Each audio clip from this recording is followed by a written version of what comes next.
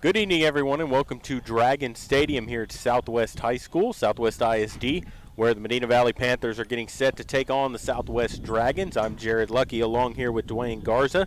We're ready to get this action going here. Medina Valley comes in 13-4 overall. They're 7-0 in district play, coming off of a 10-run rule against Floresville on Tuesday night.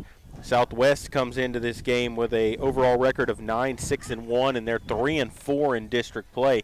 Not really where I thought we'd see them after that first matchup of the district, where Medina Valley won it 3-2 in the first meeting between these two at Gerald Kemp Field.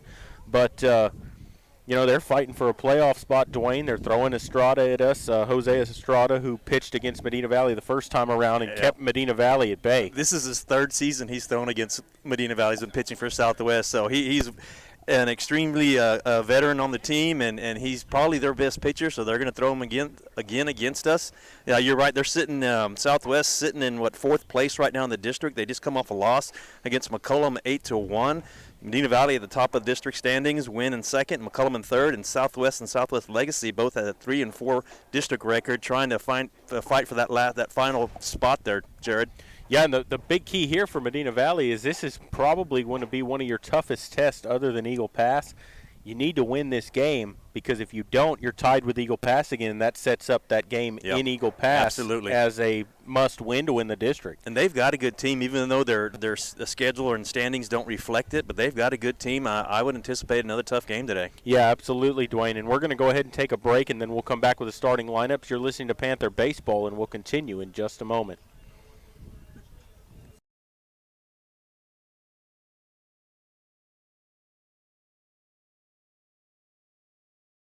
Why buy a used car when you can buy a new car for less at North Park Chevrolet, San Antonio's highest-rated Chevrolet dealer? Get low posted pricing on the 2021 Equinox, posted at $19,999. The 2021 Traverse, posted at $28,999. The 2021 Silverado, posted at $30,999. Or get $17,000 off the all-electric Bolt. Experience Chevrolet, the North Parkway, 10 minutes outside Loop 410 in Castroville, or at npchevy.com.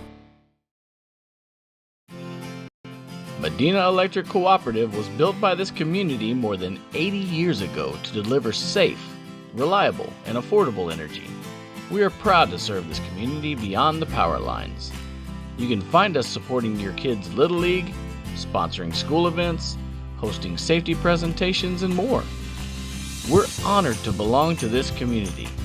Keep up with Medina Electric from the power lines to the sidelines on social media or at medinaec.org.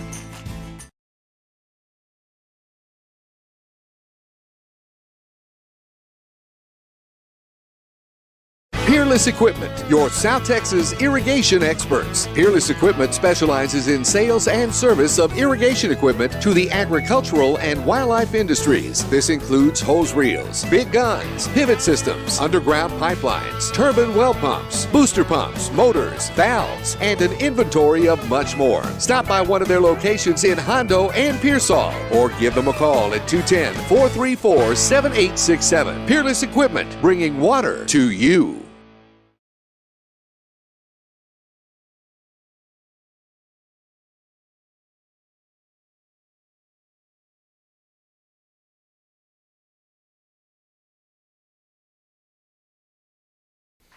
Welcome back here to Southwest ISD, Dragon Stadium here. Umpires have gotten the starting lineups, and I have them for you here now, and we'll go over them. We'll start with the visiting Medina Valley Panthers. Coach Bobby Herb filled it out like this. They'll lead it off with the center fielder, Bobby Peterson. The shortstop, Thomas Pardo, will bat second. Three hitters, the third baseman, Jared Lackey. Cleanup hitters, the DH, J.J. Marty. Whit Joyce will bat fifth and catch. The left fielder, Tyler Mangum, will bat sixth. Batting seventh, the pitcher, Tanner Habe. Jake Herb will play first base and bat eighth. Javi Gonzalez will bat ninth and play second base. And in right field is Britton Griggs. He's being DH for by Jared Marty. So again for the Panthers, their top three, Peterson center, Pardo short, Lackey third. Middle three, Marty DH, Joyce catching, Mangum left field. And the bottom three has Habe pitching, Herb at first, Gonzalez at second, with Britton Griggs playing right field.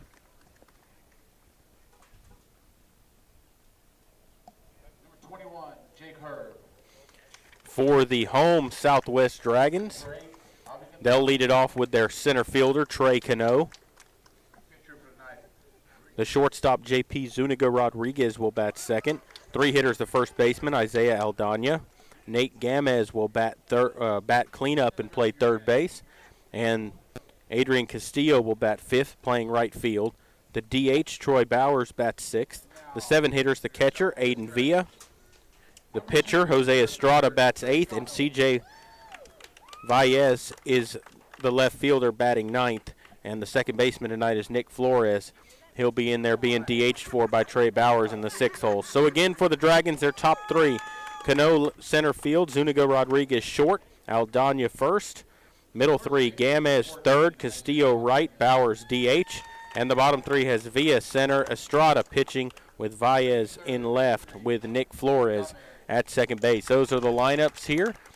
Kind of cooler night for a ball game here than what we've experienced lately. A little bit of breeze blowing right to left here, but not a high wind. It's 308 down the lines here, 375 to straightaway center field, but you got to go up a higher wall to the flagpole out there in center.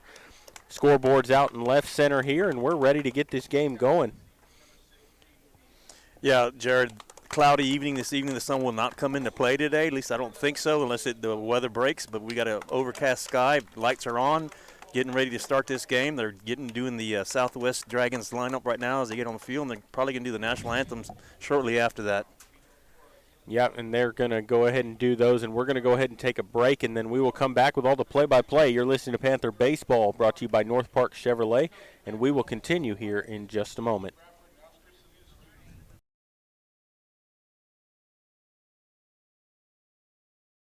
Are you ready for a vacation? Tanya with Travel by Design can help you with all your vacation destination needs. At no cost to you, she can plan all of the details tailored to your unique wants and needs. So all you have to do is enjoy your vacation. Tanya is a certified expert with Disney, Universal Orlando, and California, Sandals, and all cruise lines. Give Tanya a call at 830-931-4834 or visit her Facebook page, Tanya with Travel by Design, for all the latest specials and must-do vacations. Bush's Chicken, one of the oldest locations in Castroville, is proud to serve the Medina Valley area. Bush's Chicken has one goal: be the best. Bush's Chicken knows its success comes from loyal customers in the communities they serve. Stop by Bush's Chicken on Tuesday and get the Tender Tuesday deal, or try their buffalo fries and ask about their Panther special. It's always a hit. Bush's Chicken, 935 Highway 90 East in Castroville. Call them at 830-538-2800. Headed out to the game? Then make a stop at your local Valley Mart convenience store.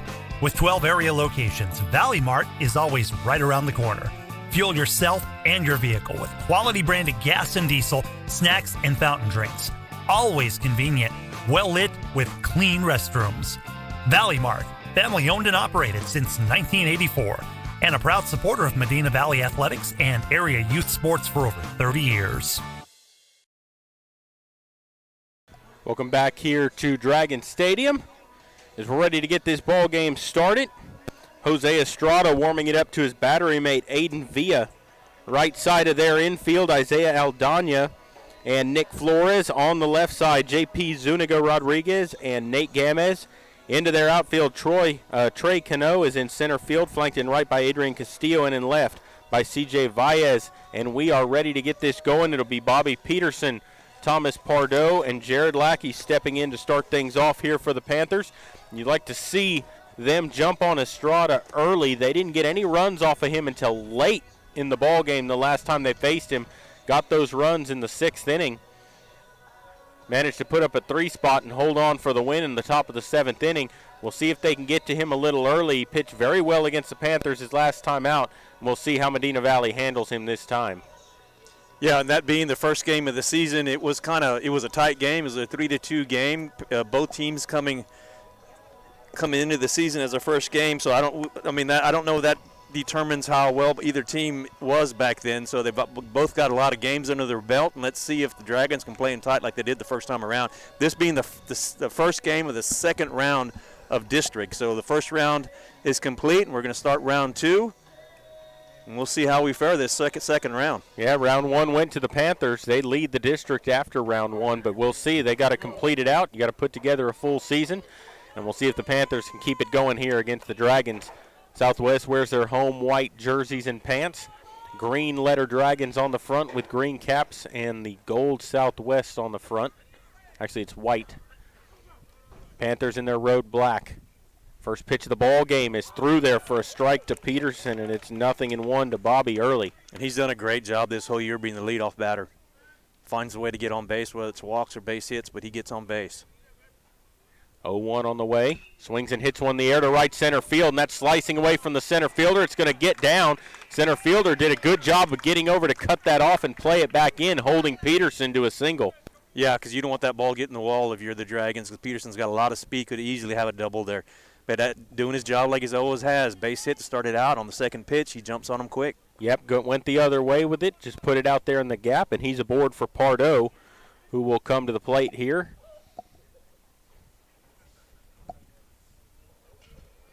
And Pardo will dig in. Right-hand batter stands straight away. Quick throw over on Peterson. He just back in diving. Yeah, if there's any issues with Peterson this year, it's been getting picked off, so he got back just in time. Peterson leads away from first. Pitch on the way. Squares the bunt. Bunts it up the third base line, but foul.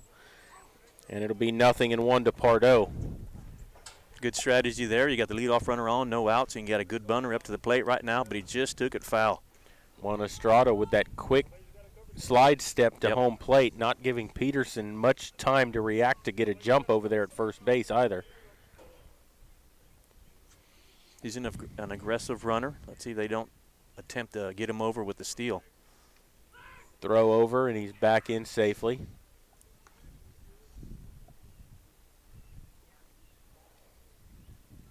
Third baseman playing the bunt. He's up well into the grass there on the left side. Estrada comes set. Pitch on the way, and there's a swing and a high pop up into foul territory. First baseman over. Makes the catch for the out, and there's one away. Pardo with a hack at the ball. Took it straight, popped it up just on the foul side of first base, and an easy out for the first time up. That'll bring up Jared Lackey. Runner at first with one out. Left-hand batter against the right-hand pitcher. That pitch misses down and out for a ball. 1-0 to Lackey. Let's see if Peterson does try to move over here. That slide step of Estrada, he's got a quick move to the plate. 0-1 on the way, and there's a swing and a drive to right field. Right fielder going back, looking up, and that's going to be a one-hopper off the wall. Peterson's headed for third. They're going to give him a stop sign there, a double for Lackey, and it's going to be second and third with one away. Good job by Lackey jumping on him early. He crushed that ball. It was a line drive all the way to the wall in right field. No chance for the right fielder to get to that ball. It was hit so hard. Easy stand-up double for Lackey. Been doing a great job all year getting extra bases on those hits, doubles and triples he's had. Yeah, and Peterson had to hold up because you didn't know if the right fielder might get back there to make a play. He had to play it safe, so he's at third. And here's Marty. Takes a breaking ball for a strike. That's one of those instances where you hit the ball too hard. It comes off the wall and gets back into play, and they could able to get the ball back in. Well, and their right fielder played it well off the wall. He played that carom well. There's a strike on a breaking ball to Marty, and he's quickly in a hole, 0-2. Marty doing the DH duties today as he started 2 games ago with being a DH. He's back in the lineup again after an injury. The 0-2 on the way. Swings and pops it foul out of play over to the right side. Good job by Marty just to get a piece of that ball with a 0-2 count to stay alive. Yeah, and you could tell it was just a defensive swing. He just threw his hands at it to get another pitch. Estrada comes set from the stretch, kicks and brings it. Down low, just missed, 1-2. Yeah, good take by Marty there.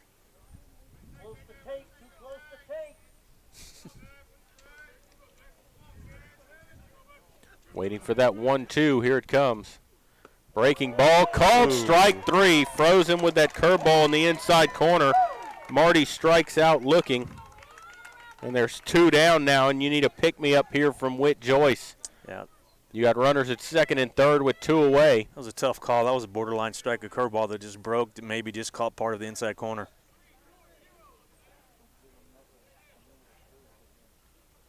Estrada ready. Here comes the pitch. Breaking ball, called strike on the outside corner, and it's 0-1. Need a big hit by Joyce here. Can't leave those 2 runners stranded and run scoring position. Well, that breaking ball, it doesn't have a lot of break to it, but it's enough to throw you off balance. There's a shot back up the middle, and that's going to get into center field for a base hit. An RBI single for Whit Joyce as that just sneaks back up the middle, and the Panthers lead it 1-0. Yeah, absolutely, Jerry. Hit it right up the middle. It's just a big chopper. One of those seeing eyeballs there that goes right up the middle. No one can touch it. Scores 1 run for the Panthers. Good job by Joyce. That was a 2-seam fastball, and he just pounded it right back up over the mound. And Joaquin Arguelles is going to go in. Arguelles is going to take over the running duties as a courtesy runner for the catcher. Arguelles with a lot of speed at first. Maybe an opportunity to steal a base and have 2 more runners again in scoring position. Tyler Mangum will step in here.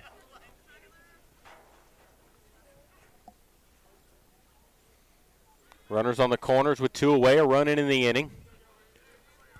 Panthers looking for some more here. There's 2 away.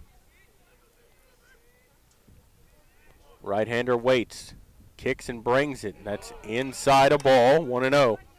Congratulations to Tyler Mangum qualifying for area track in the long jump. Had a good outing the other day. 1-0 from Estrada, and there's a swing and a shot, but off the center fielder's glove. I think it hit him in the chest, It hit him actually. in the chest. That's going to go as an E6. It's going to get a run home. No RBI on the play, and it's 2-0 Medina Valley. That was a hard line ball with a lot of tail on it. You know, that should have been inning over right there. Shortstop moving to his right, and it went off the top of his glove and hit him in the chest. It squared him up in the chest and then ricocheted out into left field. Panthers able to get a run, though.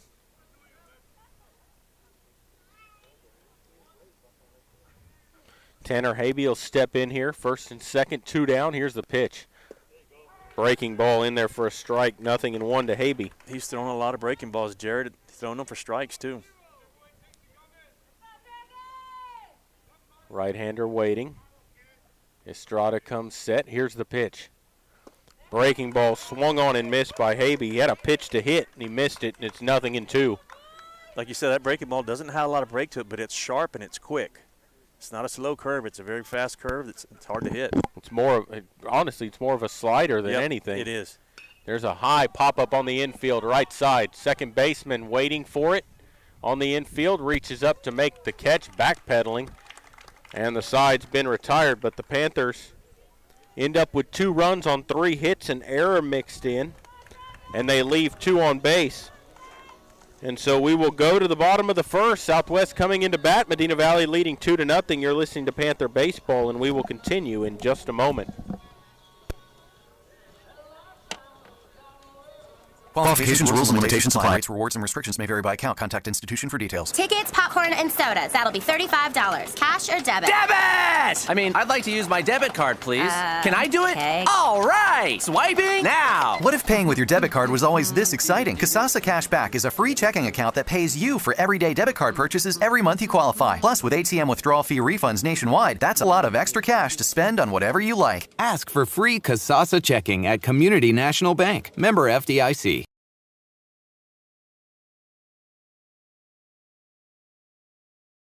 Nobody can design, create, or maintain your lawn better than 3D Landscaping and Irrigation. With over 17 years of experience, owner Ray Doyen and his crew take pride in their craftsmanship and service. They're fully insured, offer free estimates, and multiple references, so you know you're getting the best. 3D does landscaping, lawn maintenance, irrigation, tree installation, lighting, and more. Whether it's residential or commercial, 3D Landscaping and Irrigation has you covered. Give 3D a call at 830-985-9115 or find us online at threedlandscaping.com.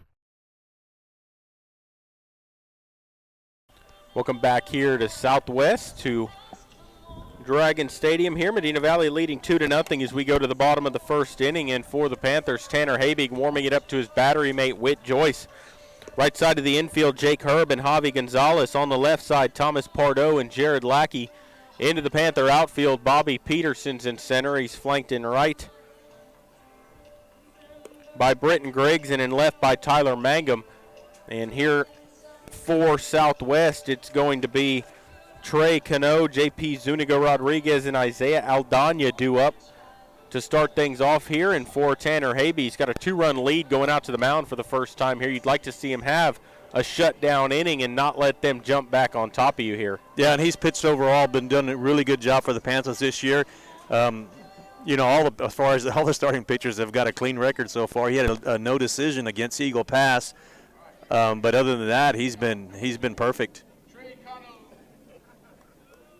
It's got a fastball and a curveball, and his fastball's got a little tail to it, so it's not one that's right down the middle. It's got some movement to it. Trey Cano stands in, leading off here in the bottom of the first in a 2-0 lead for the Panthers. Habig into the windup. His first pitch is a little breaking ball in there for a strike.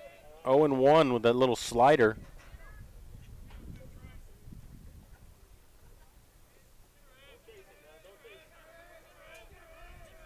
One on the way.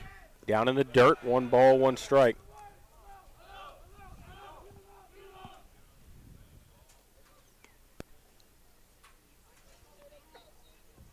Ball and a strike as Cano digs back in. Habig ready. The 1-1 on the way. Down low. 2 balls and a strike.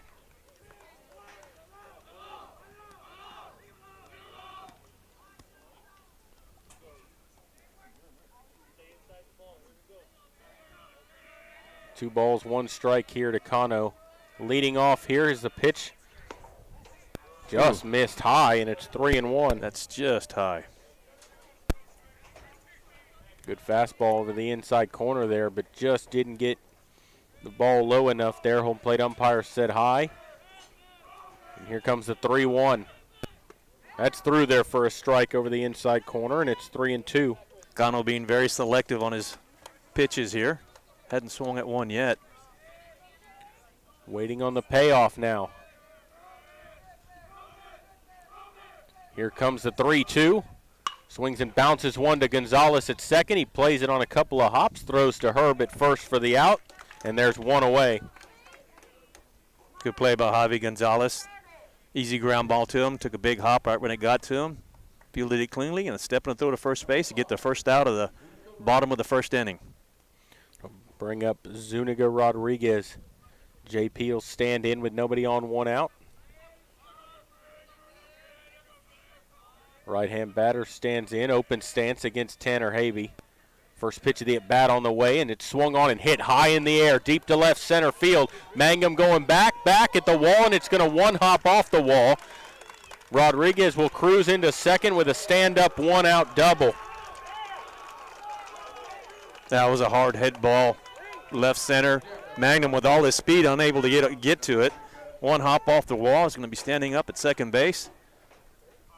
Dragons have a runner in scoring position. Fortunately, that wind, there's not much wind blowing. If there was blowing right now, that'd have been out of here. Yeah, that flag is almost dead still in center field. That'll bring up Isaiah Aldana. Runner at second, 1 out. Right-hander waits. Pitch on the way. High pop-up left center. Shortstop Pardo going out in the outfield grass. Reaches up to make the catch, and there's 2 down as Zuniga Rodriguez has to stay at second base. Pardo played that ball well. That could have been easily dropped in no man's land there in the triangle there between center, shortstop, and left field. But Pardo able to catch it on the run, backing up there in shallow left field. That'll bring up Nate Gamez. He'll stand in, left-hand batter, 2 down. Just missed with a slider inside, and it's 1-0. A big out right here. Keep the Dragons from scoring. Left-hander stands wide open at the plate. Habig set. Here's the pitch. Swung on and bounced to first. Herb up with it. He'll step on the bag. 3 unassisted for the put out, and the side has been retired. So Medina Valley gives up no runs on 1 hit, no errors, and Southwest leaves 1 on base. We'll go to the second inning, 2-0 Medina Valley. You're listening to Panther Baseball, brought to you by North Park Chevrolet, and we'll continue here in just a moment.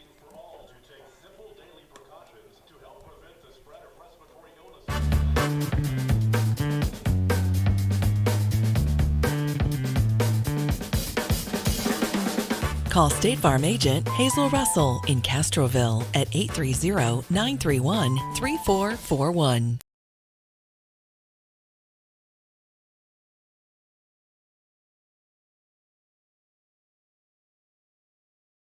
The Medina Valley Sports Boosters are proud to support the Medina Valley Panthers. The Boosters are always looking for volunteers and new members. The MVP Boosters raise funds to support the MVISD sports and scholarship programs. Get your Panther swag at the football store located next to the concession stand. We have several items on sale.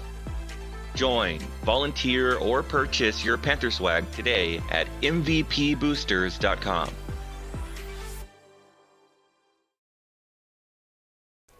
Back here at Dragon Stadium as we go to the second inning, Medina Valley leading 2-0, and Jake Herb will stand in to face Estrada, and he hits the first pitch on the ground to short.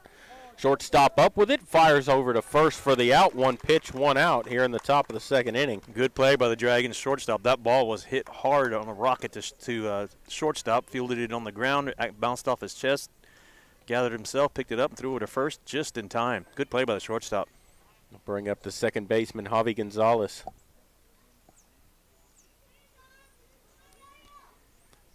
First pitch to Gonzalez on the way as a strike through there on the inside corner, and it's 0-1. Nobody on, 1 out here for Gonzalez.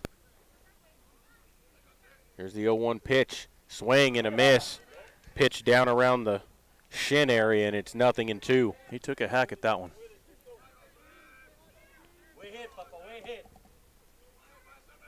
Into the 0-2, here it comes. Breaking ball, swing and a miss. Struck him out. Second strikeout of the ball game for Estrada. And there are 2 away, and it'll bring up Bobby Peterson as we'll turn over the lineup. Peterson 1 for 1. He singled his first time in, scored a run. You know, Estrada was leaving some pitches up in that first inning, which got him into trouble. He's gotten the ball down here. It's created a strikeout and a ground out.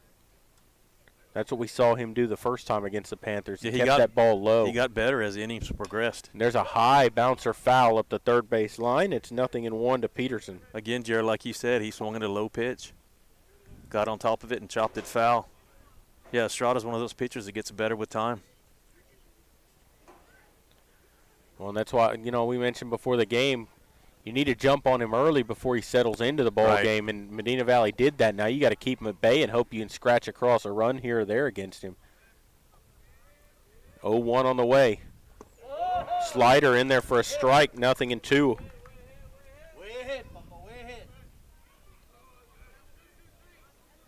Peterson waiting on the 0-2. Into the windup, here it comes. Swings and bounces one foul up the third base line. We'll do it again at 0-2. Yeah, that was an inside pitch that he hit off the handle. Rolled down the third base line, just foul.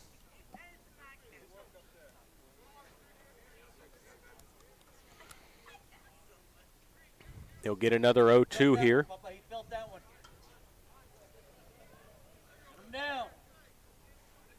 Waiting on the 0-2. Into the windup, here it comes. Swings and bounces it foul up the third base line again, and we'll do it again at 0-2.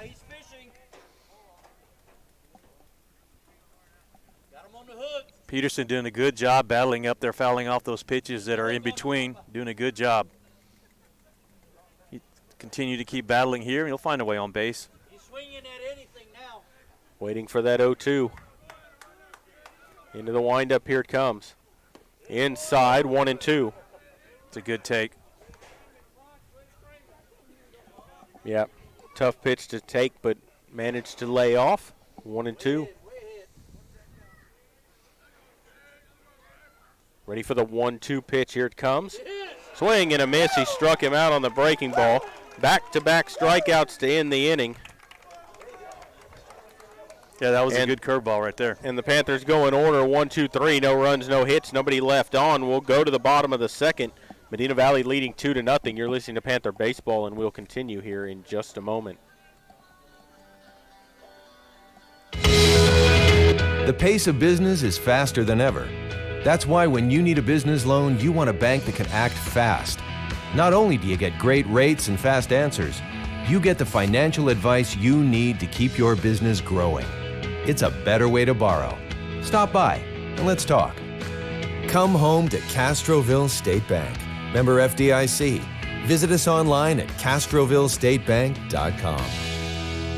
Security State Bank, your financial partner since 1925 with one simple goal, to be the best bank possible to the families and businesses of South Texas. Check out Security State Bank's competitive rates and services from local people you know and trust. Serving South Texas with 7 convenient locations, including 1726 Highway 90 East in Castroville. Call 830-538-9898 or online at securitystbk.com. Equal housing lender. Member FDIC.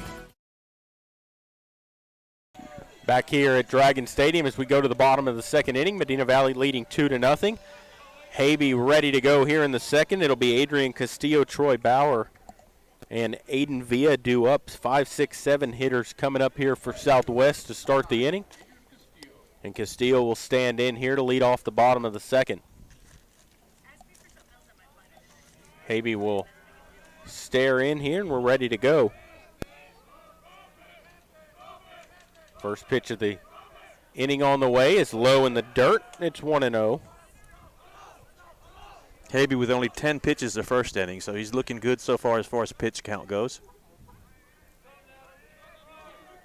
Waiting on the 1-0. Here it comes. There's a swing and a foul back to the screen, and it's a ball and a strike.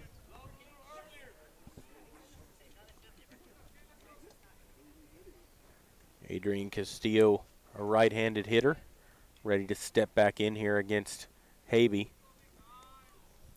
Slightly closed stance here. He stands on top of the plate. Low crouch stance. Almost looks like Jeff Bagwell.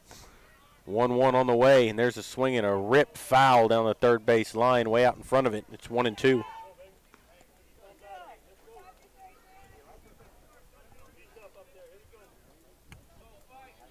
One ball and 2 strikes here as Habe toes the rubber, and he's ready to go here. Kicks and delivers.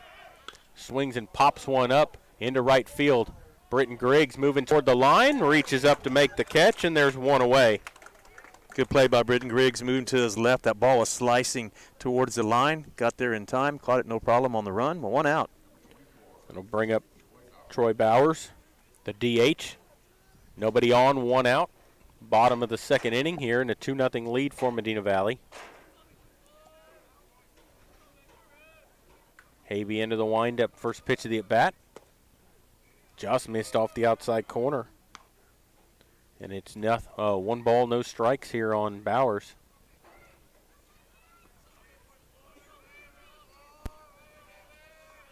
Here comes the 1-0.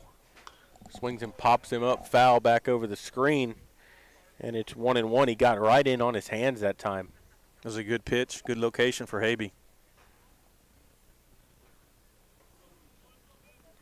I like those two-seam fastballs that start over the inside half and run in on the hands. As a pitcher, you love sawing off people at the hands. And there's a high pop-up back behind us here, and it will drop foul right behind us, and it's a ball and 2 strikes. That'll ring your ears.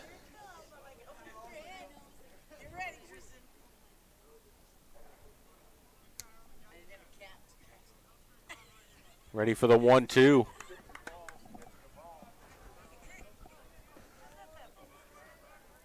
As Bowers will dig back in here. 1 ball, 2 strikes. Habe ready.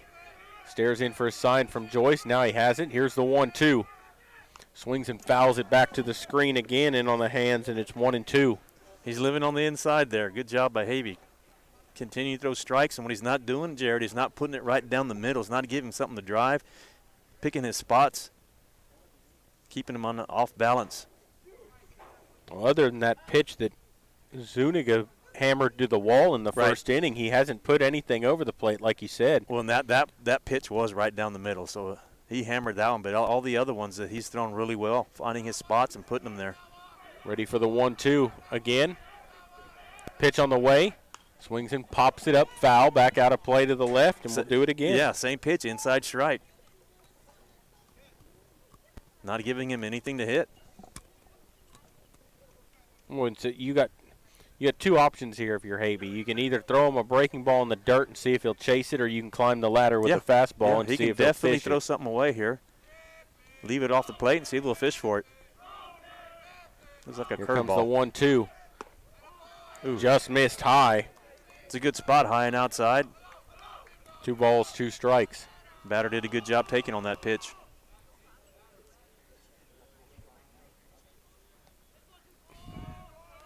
Two on the way. In the dirt, 3 balls, 2 strikes. Fastball, he just overthrew it that time, bounced it up there, and now payoff pitch coming.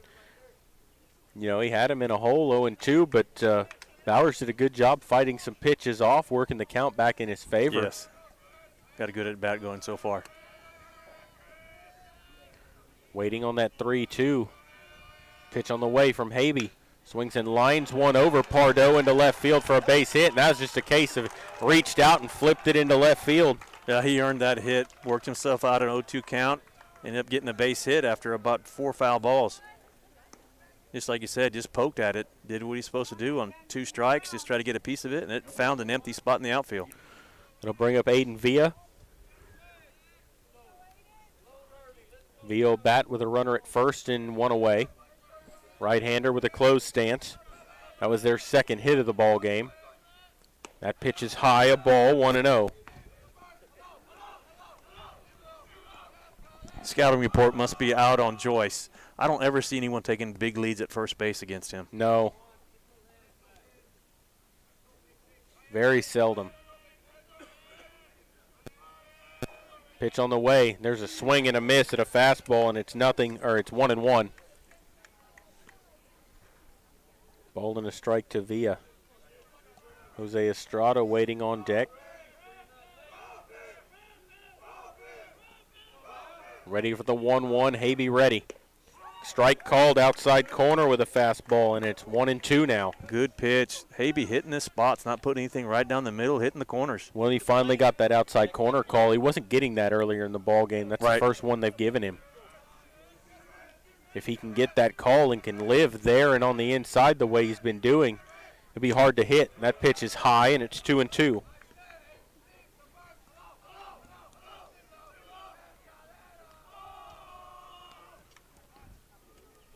Havey from the stretch, stares in. Runner at first base with 1 out. Ready for the 2-2. It's on the way, and there's a swing and a miss. He blew it by him with a fastball. First strikeout of the ball game for Havey, and there's 2 away. That'll bring up Jose Estrada. Estrada, right-hand hitter, will stand in with a runner at first and 2 down. Estrada bats in the number 8 hole for the Dragons tonight. Havey set at the letters. Pitch on the way is low, a ball, 1-0.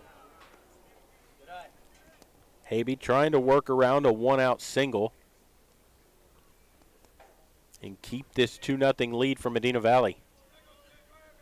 As he stares in for Joyce, checks the runner and comes set. 1-0 is low, 2-0. Missed downstairs with that fastball. 2 balls and no strikes here. Good job by Havey taking his time at the mound, try to settle himself down, come back with a strike right here. Waiting on the 2-0. It's on the way. Strike called outside corner, and that strike zone's starting to expand, Dwayne. We'll take it. We'll take it. Ready for the 2-1. That should have done a lot for his confidence there, getting a strike there with an 0-2 count or 2-0 count. There's a swing and a miss at a pitch right down the middle, and it's 2 balls, 2 strikes now. So good job by Havey to battle back and get in this count. Yeah, good opportunity to get out of the inning here and leave another runner stranded for the Dragons. Runner at first base with 2 away, a 2-2 count here on Estrada. Havey set at the letters. Pitch on the way is down and out. coming very close to balking, Dwayne. He's not coming set very long. No, he's been rushing his pitches. I've noticed that previously this inning, that he's rushing his pitches. So I was glad that he took his time on a couple of pitches ago and settled down a little bit after he was down 2-0. So Bowers can take off early here and get a head start with a 3-2 count and 2 down.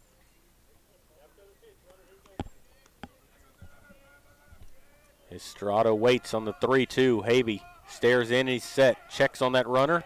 Pitch on the way, and he bounces it foul back to the screen, and we'll do it again at 3-2. Yes, Estrada being smart. He got 2 of those strikes called on the outside corner. This was in the same spot, and he just kind of reached and poked at it to try to foul it off because he was afraid of getting rung up on that outside pitch again. You know, Havey only threw 10 pitches in the first inning. He's up to 23 now here in this inning. 33 and all in the game. Your bar is 30 pitches for 2 innings. So he's just over it.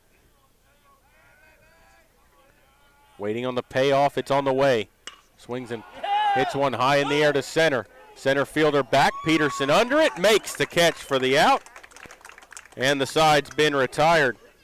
And so Southwest gets no runs on 1 hit. No errors by Medina Valley, and they leave 1 on base. And so we will go to the 3rd inning. Medina Valley leading 2-0. You're listening to Panther Baseball, and we'll continue here in just a moment.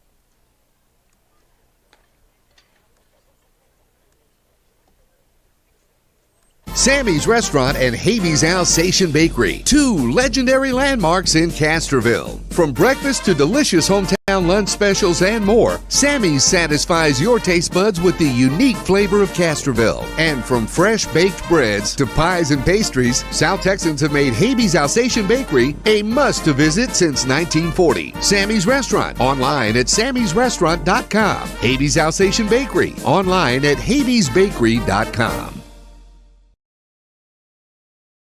Why buy a used car when you can buy a new car for less at North Park Chevrolet, San Antonio's highest-rated Chevrolet dealer? Get low posted pricing on the 2021 Equinox, posted at $19,999. The 2021 Traverse, posted at $28,999. The 2021 Silverado, posted at $30,999. Or get $17,000 off the all-electric Bolt. Experience Chevrolet, the North Parkway, 10 minutes outside Loop 410 in Castroville, or at npchevy.com. Back here at Dragon Stadium here as Estrada's warmed it up here for the 3rd inning, and it will be Pardo, Lackey, and Marty due up, the 2, 3, 4 hitters for the Panthers coming up here. Medina Valley with a 2-0 lead here through 2 innings. An update, Jared, from the girls' side, playing Harlandale in district action at home. Medina Valley scored away at 0-0, still in the 1st inning, just getting started over there at home. Pardo will stand in. He's 0 for 1. He popped out to the first baseman his only time in foul territory. Pitch on the way. Swings and lines one into left. Left fielder going back, still back, looking up. It's off the top of the wall. Pardo's going to head into second base, and he will stand up with a double. Nice job by Pardo there, turning on one. Hit that about halfway up the wall in left field. Yeah, definitely his hardest hit ball of the year. That ball was hit hard. It goes off the center of the wall in left field there. Easy double for him. Panthers get the leadoff runner again on base. This time he's sitting on second base. That'll bring up Lackey, who hammered one to the wall in right his first time up. He's 1 for 1, had a double. Shake him off, shake him off. Runner at second base with nobody out here. Pitch to Lackey's down in the dirt, 1-0. Good stop by their catcher that time to keep it in front of him and keep Pardo at second. Lackey trying to add on to a 2-0 lead here. Pitch on the way, started after a breaking ball, laid off of it, low, and it's 2-0. That was a good breaking ball that dropped from 12 to 6. It's the first time he's really thrown more of that sweeping breaking Yes. ball there. Bigger breaker. Ready for the 2-0. Up and out of there, and it's 3 balls, no strikes. Talk to him, catcher. Talk to him. Lackey should be taking here. Estrada's got to come to the fastball right here, right down the middle in order to keep this alive. Waiting on the 3-0. Pitch to Lackey. Down low, and he walked him on 4 pitches. First walk issued by Estrada in the ball game, and there's runners at first and second base with nobody out for J.J. Marty. Catcher walking out to the mound, going to try to settle Estrada down after that 4-pitch walk. Marty was called out on strikes his only time in. He's 0 for 1. All breaking balls. He had a heavy diet of breaking balls in that first at bat. We'll see if he keeps staying with those and make Marty hit him, or if he tries to fool him here. Marty waits. Pitch on the way. Swings and bounces one to short. Shortstop has it. Moving right to left. Throws to second for the out. A fielder's choice. It'll move Pardo to third. The out goes 6-4. Marty's at first, and there's one away. Got the runner moved over to third base. Got runners at first and third. One out. It'll bring up Whit Joyce. He had an RBI single his only time in. He's 1 for 1. Got runners on the corners with one out. Conversation going on the field between the Southwest coach and the umpire. I'm not sure what they would be talking about. Well, the funny thing is that there was no play at first base, but the way he went into the way second, they slid on the second, they could say it was some kind of interference and call him out. That's what he's trying to lobby for, a double play. That's what it comes down to. Well, I didn't see that. Well, that's the only thing he could be lobbying for. No, you're right. That's the only explanation for No, him you're right. being That's out the only here. thing he could be talking about. But it didn't seem that way to me on the slide. Well, and part of that is it didn't affect anything because there was no throw to first because he had to go so far in the hole that by the time he had it, Marty. They got him. They just called him out. They did call it. You got to be kidding me. He's got a slide, though. He can't go in standing up. Yeah. They're going to say interference, that he tried to break up the double play even though there was no throw down at first base. Wow.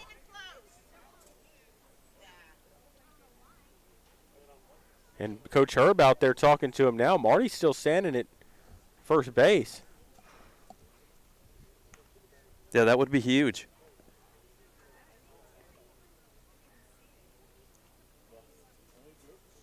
The only thing that we may not have been able to see if he slid on one side of the base or the other, as if he was going for the defensive player, sliding into him, if not sliding directly into the base. That's the only thing. The point is, though, is that this is a judgment call by the umpire. The coach should not be influencing his decision to make that call. It's a judgment call on the field. You can't go back and say, oh, yeah, maybe it was. Yep. He changed his mind is what he did. Yeah, exactly. And so the runner at first is out. They're going to call a double play. That's terrible umpiring, honestly. How do you change a judgment call? How do you change a judgment call? That's terrible. Medina Valley crowd very unpleased here. And that'll bring up Whit Joyce. He'll have a runner at third, but there's 2 outs now.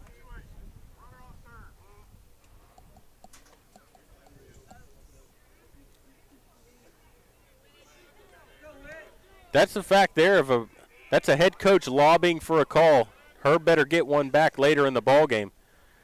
Joyce takes low, a ball, 1-0.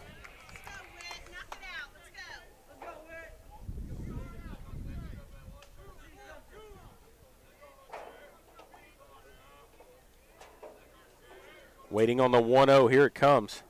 Swings and lines one into left field for a base hit. Big pick-me-up by Joyce, and they get another run home, another RBI for Joyce. And it's 3-0 Medina Valley. Huge hit by Whit Joyce. Base hit, slammed it down left field between shortstop and third base, got the run in. Put the exclamation point on that. Arguelles will go in to be the courtesy runner for Joyce, and he'll bring up Tyler Mangum, who reached on an E6 his only time in. Line drive right at the shortstop. Looks like the scoreboard for the Medina Valley line is not showing anything. It looks like it's not working, but it should be 3-0. Mangum takes low, 1-0. 1 ball and no strikes here.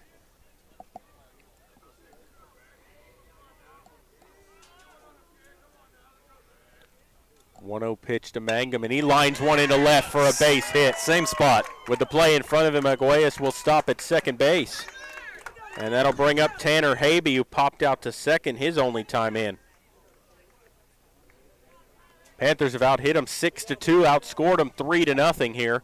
Chance to get some more. Nice base hit by Joyce and Mangum. Both of them hit extremely hard in the left field. Medina Valley's bats have woken up here in this game. They've been hitting the ball well the last few games and steadily getting better, and there's a swing and a miss by Habe. You know, we saw some instances earlier this season where Medina Valley was not taking advantage of the situation, getting a lot of walks, people on base, but not a lot of hits, and they're starting to turn that over now. That bounces away from the catcher, and that'll move both runners up 90 feet. So they'll be at second and third now with 2 away, and it's a 1-1 count. You know, it took that reversed call to build a little fire in the room, and they got the bats hot on that. They didn't appreciate that. They may break this game wide open with 2 outs. Yeah, if you think about it, that's a run taken off the scoreboard for Medina Valley because he just scored right there. 1-1 on the way. Down in the dirt, it gets away. Aguayas will score easily. Over to third base goes Mangum, and it's 4-0 Medina Valley in 2 wild pitches in a row. And now it's 4-0, and you got a runner at third still with 2 away. And Habe with a 2-1 count. Yeah, Habe's got an opportunity to help his own cause here, ahead in the count right here. He can wait for something he can drive, get that other run in. Waiting on the 2-1. It's on the way from Estrada, and he takes a strike over the outside corner with a 2-seamer, and it's 2 balls and 2 strikes. At least he's been consistent on that call right there on that outside fastball.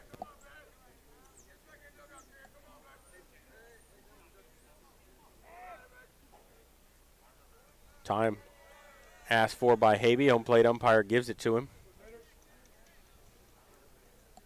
And ready for a 2-2 now as Habe digs back in. The right-hander waits. Estrada set at the letters. Kicks and brings it. Outside, 3-2. Just missed off that corner, and now a payoff pitch upcoming to Habe.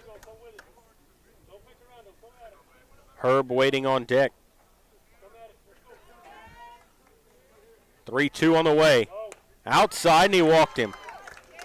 Second walk issued by Estrada in the ball game, second in the inning. Good at bat by Habe to lay off them outside pitches. That'll bring up Herb. Herb is 0 for 1. He grounded out to the shortstop sharply his only time in. He's got runners on the corners now. With 2 down, we're going to get a mound visit. They're going to get a courtesy runner also for Habe. That's Tondry going in. Aaron Tondry going in for the pitcher. Going to courtesy run for him. And they have a powwow here on the hill to talk to Estrada. He's thrown, 45 pitches now up to this point in the ball game. He's into the 3rd inning. That's the bar, but, he's had a rough inning here. It started out with a double, a walk, that fielder's choice, which turned into a double play, helped him clean up the inning. But since then, it's been RBI single walk, 2 wild pitches in there, and the Panthers have 2 more runs on the board. Yeah, he's labored this inning. And they also, I bet they talked a little defense since the whole infield was in, because Panthers have runners in 1st and 3rd right here. They may try an opportunity to get a double steal, even though it's 2 outs.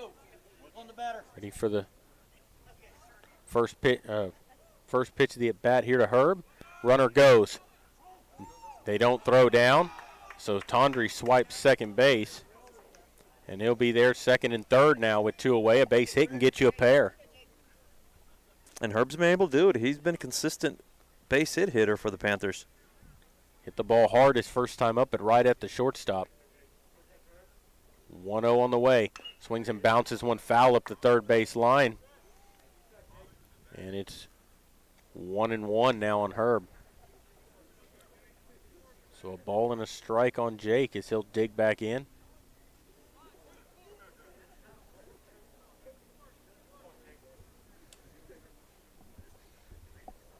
Estrada set. Kicks and brings it.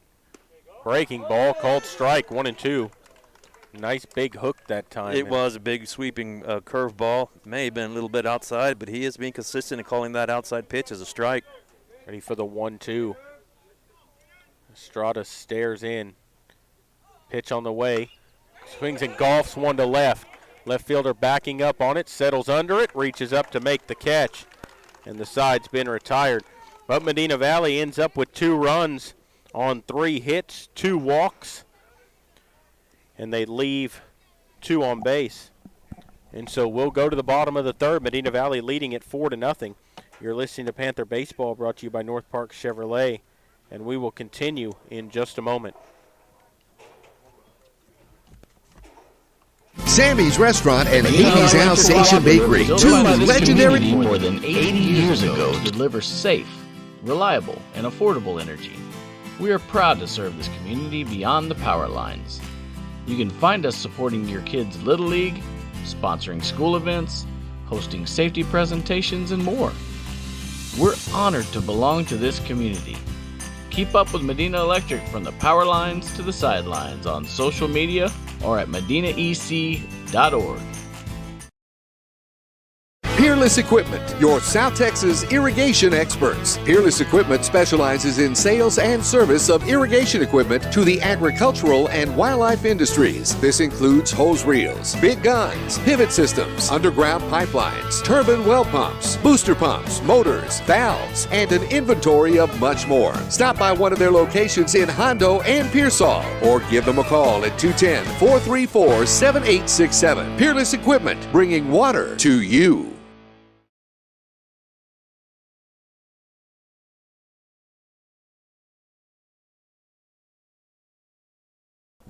We're back here at Dragon Stadium as we go to the bottom of the third. Medina Valley leading 4-0.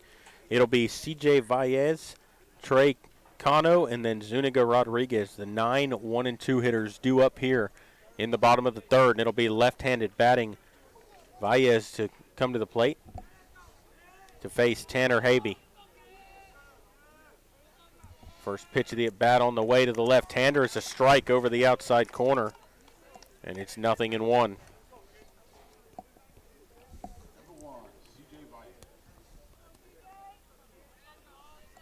Left-hander waiting. Here's the pitch. Swings and flares one foul up the third base line, and Valles quickly in a hole, 0-2.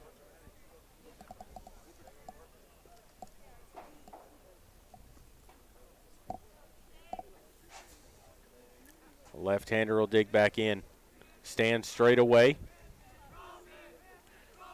Habe into the windup. Delivers the 0-2. Bounces it foul, just slapped it foul up the third base line. We'll do it again at 0-2.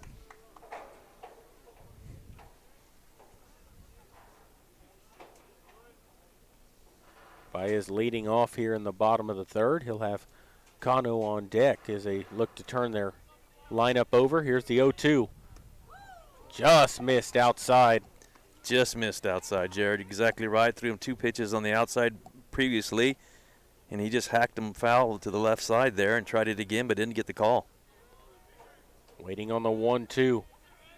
Kicks and brings it. Almost hit him inside, and it's 2-2.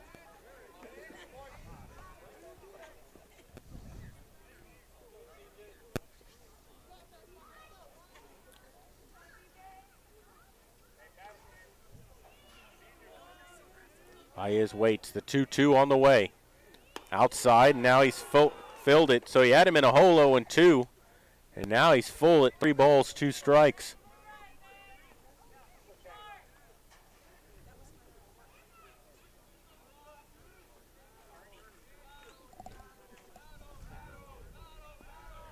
Ready for the payoff. Here it comes from Habe. Swing and a miss, struck him out. Struck him out on a high fastball with a lot of velocity. Habe looking really good, still maintaining his velocity.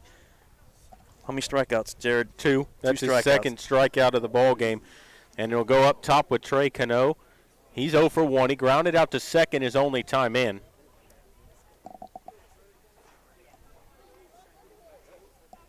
Nobody on, 1 out. Right-hand batter digs in.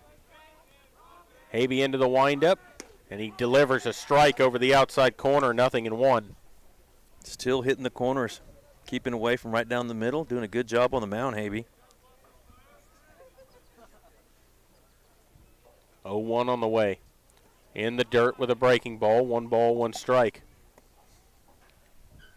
Kano was not going to chase that one in the dirt.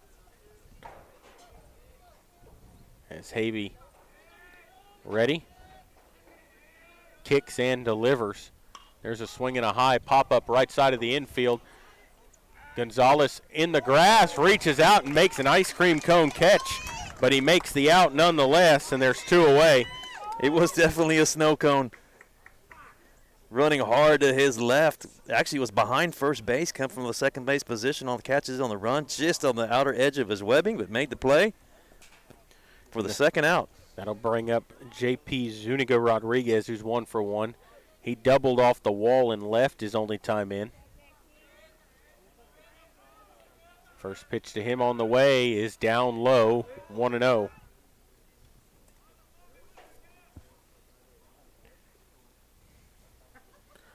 In the bottom of the 3rd inning here. Medina Valley with a 4-0 lead, and it looks like they got their scoreline working again up there. Here comes the 1-0. And he hit him in the back, and he stares at Habe. Just go to first base. He didn't hit you on purpose. Not with a 4-0 lead. No. First hit by pitch of the ball game by Habe, and that'll bring up Isaiah Aldana. He's going to be a little sore. Got one in the back against Habe, and then caught one off the chest earlier. Yeah, it went off his chest. That one got him in the shoulder blade, basically, in the left shoulder. That'll bring up Aldana, who is 0 for 1. He popped out to the shortstop his first time up. He'll bat with a runner at 1st and 2 down.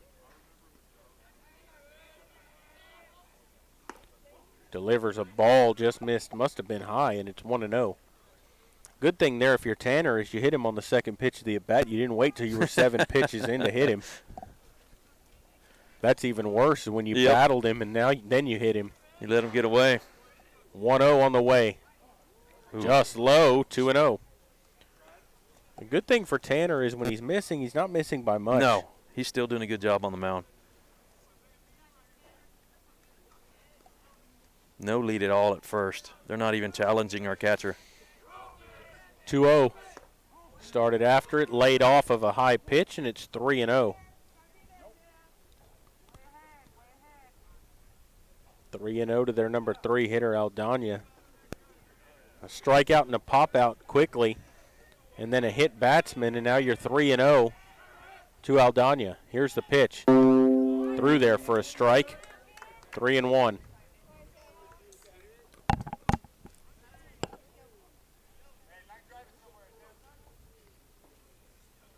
We'll see if Habe can battle back here after being down 3-0. Here's the 3-1. He swings and flares one to second. Gonzalez moves to his left and makes the play for the out. And there, that retires the side. So they get no runs on no hits, a hit batsman, and they leave one on base. And so we will go to the 4th inning. Medina Valley leading it 4-0. You're listening to Panther Baseball, brought to you by North Park Chevrolet, and we will continue in just a moment. Are you ready for a vacation? Travel by Design can help you with all your vacation destination needs. At no cost to you, she can plan all of the details tailored to your unique wants and needs. So all you have to do is enjoy your vacation. Tanya is a certified expert with Disney, Universal Orlando, and California, Sandals, and all cruise lines. Give Tanya a call at 830-931-4834 or visit her Facebook page, Tanya with Travel by Design, for all the latest specials and must-do vacations. Bush's Chicken, one of the oldest locations in Castroville, is proud to serve the Medina Valley area. Bush's Chicken has one goal: be the best. Bush's Chicken knows its success comes from loyal customers in the communities they serve. Stop by Bush's Chicken on Tuesday and get the Tender Tuesday deal, or try their buffalo fries and ask about their Panther special. It's always a hit. Bush's Chicken, 935 Highway 90 East in Castroville. Call them at 830-538-2800. Back here at Dragon Stadium as we go to the top of the 4th inning. Medina Valley leading it 4-0, and it'll be the 9-1-2 hitters due up. Javi Gonzalez, then Peterson and Pardo. Gonzalez 0 for 1, struck out his only time in. Yeah, it's coming off 2 great defensive plays last inning. Takes down low for a ball. It's 1-0. Estrada still out there for the Dragons. Working here in the fourth. Kicks and brings it. Down low, 2-0. Good opportunity for Gonzalez to sit back here and wait for a fastball, something he likes, with a 2-0 count. This is pitch number 50 for Estrada. He swings and fouls it back to the screen. It's 2-1.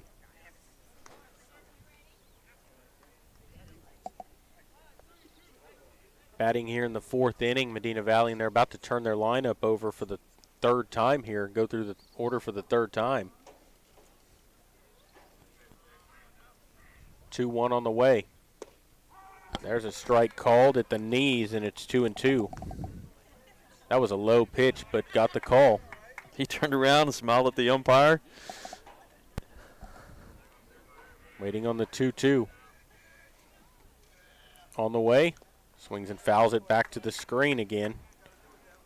And again, it's 2 balls and 2 strikes on Gonzalez.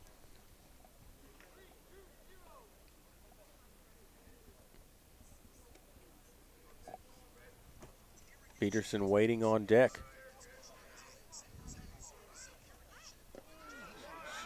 Swings and misses. Picks up the ball, tags him out to complete the strikeout, and there's 1 away. So Gonzalez struck out twice now in the ball game. That's 4 strikeouts for Estrada, and we'll go up top with Peterson. Peterson will bat here with nobody on, 1 out. He's singled and struck out. He's 1 for 2 in the ball game.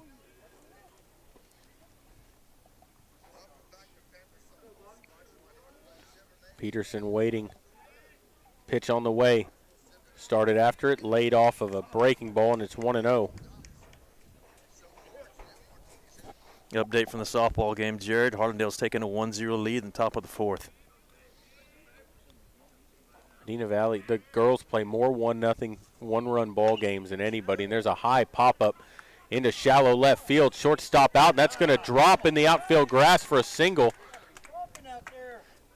You know, I off the bat, I lost that ball. I mean, it's that twilight time of the day, Jared. I couldn't find it. I didn't know where it went, and I don't know if the left fielder had the same issue because it dropped right in front of him. Yeah, well, you had the shortstop going way out, and he was coming in. I think they were worried about colliding out there. Nobody called anybody off. Right.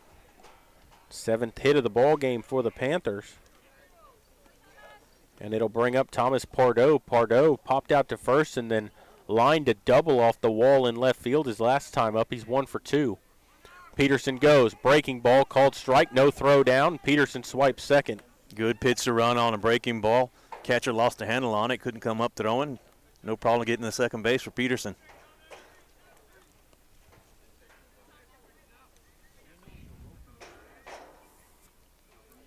Pardo waiting. Here comes the 0-1. Outside corner, called strike, 0-2. Some umpires got a pretty emphatic strike call. Yeah, he's very good. At least he's consistent. Well, the thing is, at least you know when he's calling something a strike and when he's not. Some of these umpires you get, they make no noise and barely move their arm. Right, and it's hard to know what the count is, too. And he balked. Estrada balked, and he's going to balk Peterson over to third. That balk was earned by Peterson. Yeah. He was messing with the pitcher on his lead. And I think they got him for licking his fingers. Yeah, and that's the thing is you can go to your mouth, but you can't do it when you're on the mound.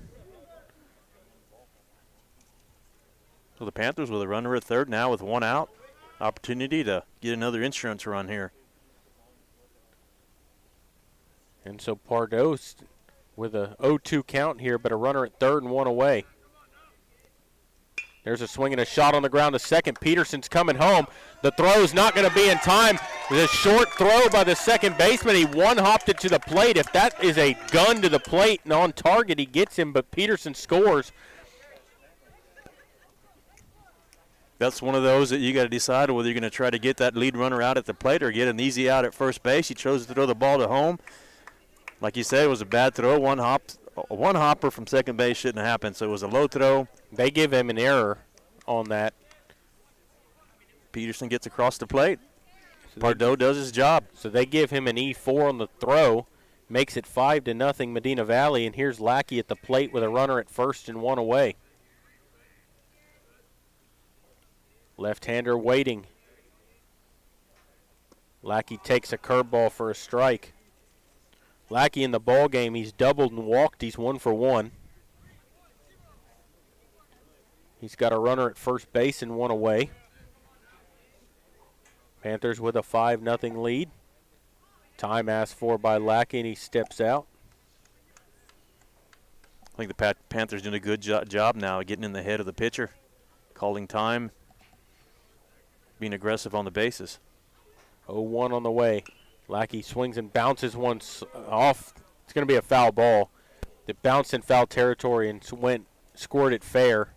And so it's 0-2 on Lackey. He got a piece of his right foot, I believe. He's shaking that right foot like he got hit.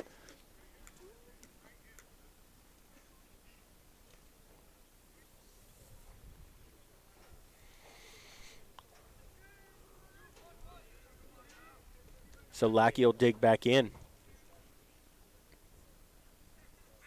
Pardo with his lead at first. He goes. There's a swing and a high fly ball down the left field line. It's slicing. Left fielder going over. And that is going to go out of play, foul. That was a deep fly ball for opposite field. Call that one. Well, yeah, and it basically a pop-up, and it got out to the left field line. But, I mean, it was foul. But clearly, if that stays fair, he's got pretty close to a home runner off the top of the wall. Again, Pardo running on that. See if they run him again. 0-2 on the way. Up and out of there, 1-2. That breaking ball did not break at all. Stayed well outside.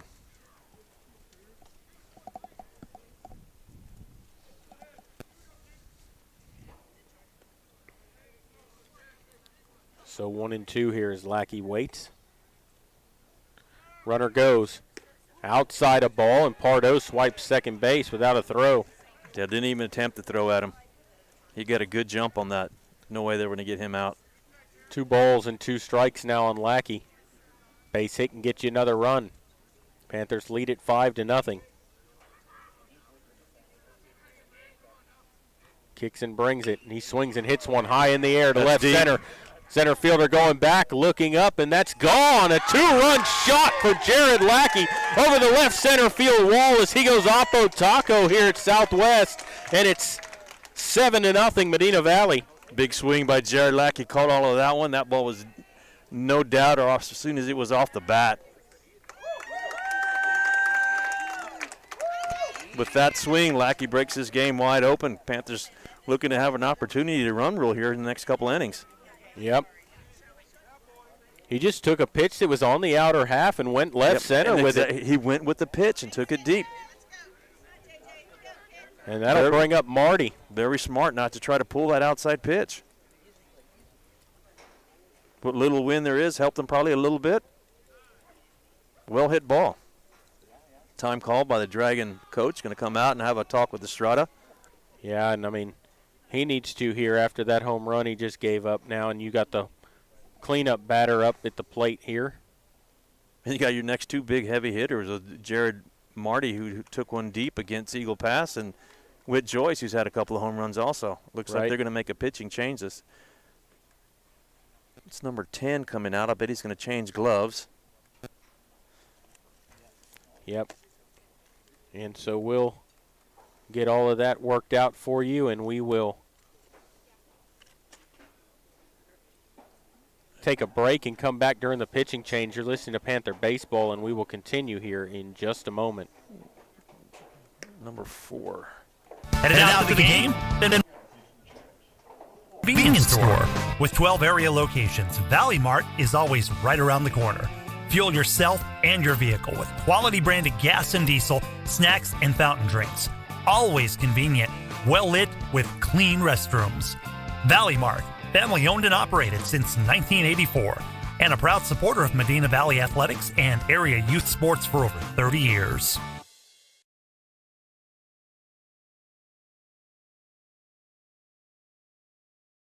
Qualifications, rules, and limitations apply. Rates, rewards, and restrictions may vary by account. Contact institution for details. Tickets, popcorn, and sodas. That'll be $35. Cash or debit? Debit! I'd like to use my debit card, please. Can I do it? Okay. All right! Swiping now! What if paying with your debit card was always this exciting? Kasasa Cashback is a free checking account that pays you for everyday debit card purchases every month you qualify. Plus, with ATM withdrawal fee refunds nationwide, that's a lot of extra cash to spend on whatever you like. Ask for free Kasasa checking at Community National Bank. Member FDIC. Nobody can design, create, or maintain your lawn better than 3D Landscaping and Irrigation. With over 17 years of experience, owner Ray Doyen and his crew take pride in their craftsmanship and service. They're fully insured, offer free estimates, and multiple references, so you know you're getting the best. 3D does landscaping, lawn maintenance, irrigation, tree installation, lighting, and more. Whether it's residential or commercial, 3D Landscaping and Irrigation has you covered. Give 3D a call at 830-985-9115 or find us online at threedlandscaping.com. Back here at Southwest, new pitcher in the ball game, Jathan Razzo, a left-hander, will dig in to face J.J. Marty, who's 0 for 2. He struck out and bounced into a fielder's choice that ended up being a double play.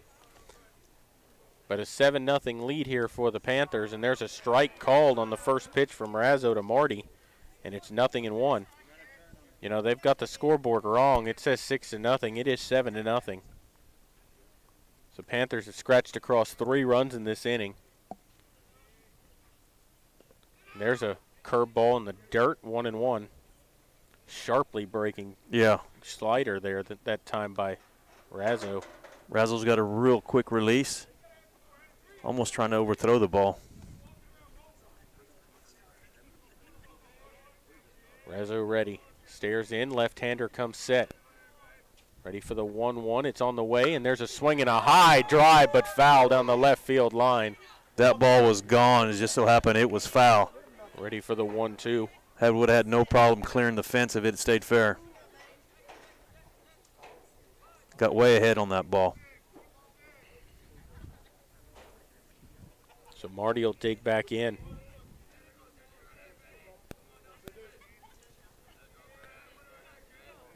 One, 2 on the way. Bounced it up there. And it's 2-2.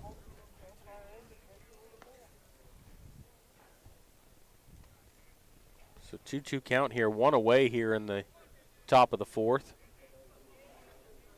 7-0 lead for the Panthers.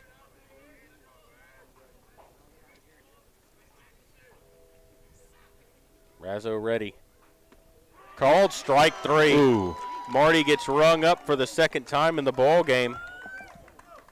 And Razzo comes in and sits down the cleanup hitter, and there's 2 away. I don't know if I would have swung at that one either. That one stayed high. It was a curveball, but just stayed high. And that'll bring up Whit Joyce. Joyce is 2 for 2. He's had 2 singles, and he's driven in 2 runs.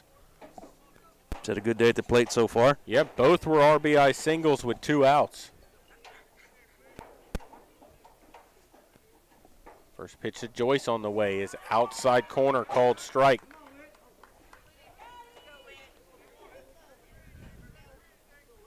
Witt started that little 2-out rally after they reversed that call last inning. Waiting for the 0-1. Kicks and brings it. That's in the dirt. 1 ball, 1 strike to Joyce.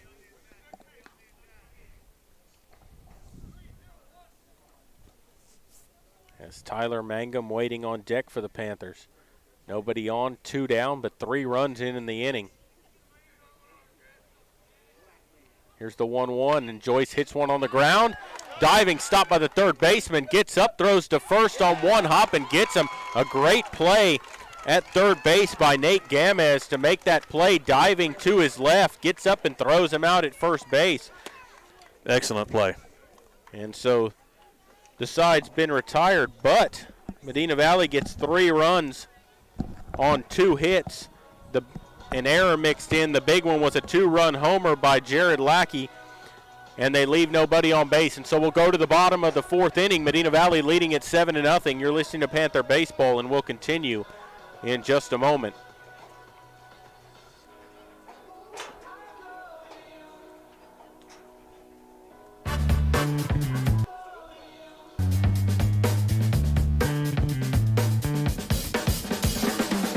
Call State Farm agent Hazel Russell in Castroville at 830-931-3441.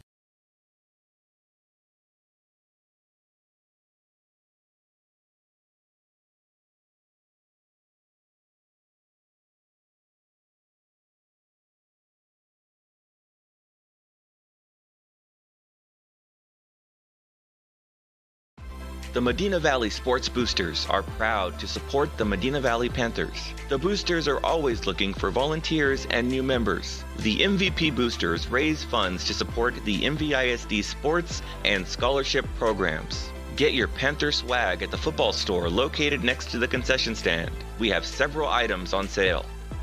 Join, volunteer, or purchase your Panther swag today at mvpboosters.com.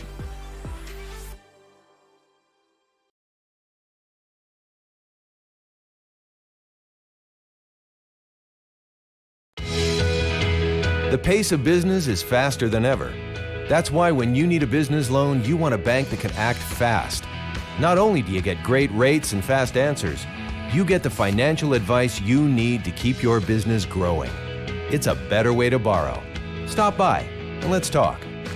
Come home to Castroville State Bank. Member FDIC. Visit us online at CastrovilleStateBank.com.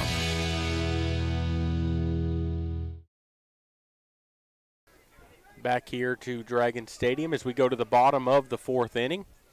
As Nate Gamez will lead it off. He just made a spectacular play at third base, and he bounces one foul up the first base line.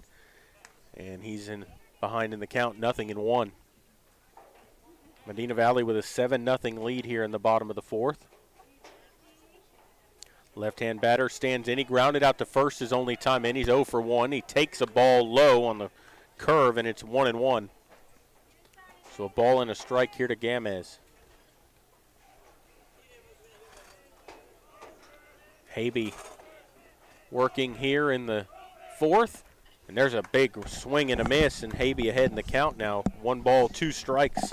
Habe still pitching very well going here in the, what did it be, bottom of the fourth? Yep.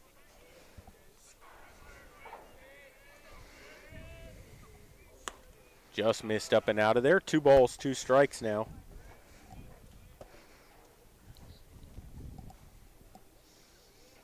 Looking to try to get the cleanup hitter leading off here in the bottom of the fourth. Here's the pitch, and he swings and misses. He was late on the fastball. 3rd strikeout for Habe in the ball game, and there's 1 away here in the fourth. You know, Gamez not expecting that fastball. I think he was waiting on a curveball and was way late on the swing there. Habe gets the out on the strikeout. They'll bring up Adrian Castillo. Castillo 0 for 1. He flew out to the right fielder his only time in. Top of the 5th at home. Panthers take the lead 2-1 over Harlandale. There's a ball inside, just missed, 1-0. Opening day of baseball season, Major League Baseball around the country today. Ready for the 1-0. Swing and a miss, and he got him fishing on a curveball out of the zone, and it's ball and a strike.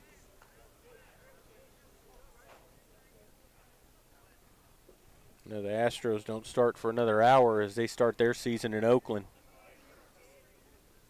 There's a swing and a shot. And that's going to go into left field. We'll see what they give him here, but Lackey needs to make that play.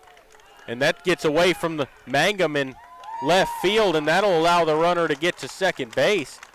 So they're going to score it a hit, and then it should go as an error on Mangum to get that runner into second base. I scored that as a hit on the count that it was sharply hit. Lackey tried to stab at it, went underneath his glove, but would get out to left field, got bobbled a little bit, so he took second base. Now they have a runner in scoring position. It's only their 3rd hit of the ball game, but he's at second now with 1 away, and it brings up Troy Bowers. Bowers singled his only time in. He's 1 for 1.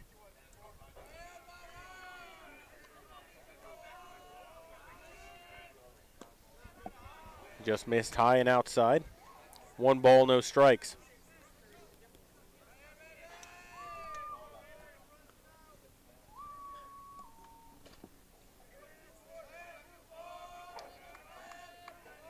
Habe set at the letters. Checks the runner at second. Pitch on the ways outside, 2-0. 60 pitches now in the ball game for Habe here in the fourth inning.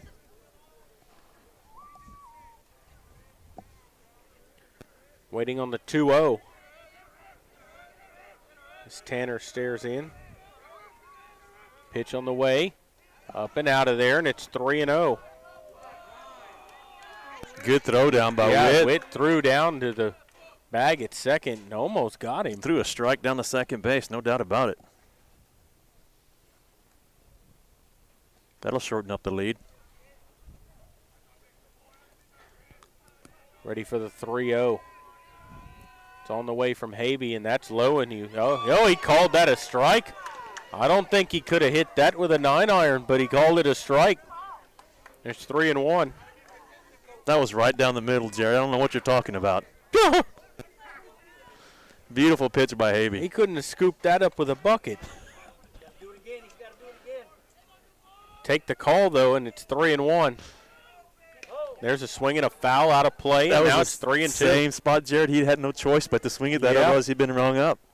And that wasn't even close to being a strike. It's tough when strikes are called on your shoelaces. It is. Takes the bat out of your hands when you get calls like that. Ready for the 3-2. Pitch on the way. Upstairs, almost hit him, but he walked him. First walk issued by Habe in the ball game. He did hit a batter in the last inning. That'll bring up Aiden Villa. Villa struck out swinging his only time in. He's 0 for 1.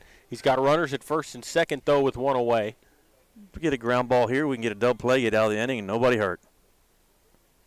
Gonzalez trying to hold him close to the bag at second. That pitch is way outside, 1-0.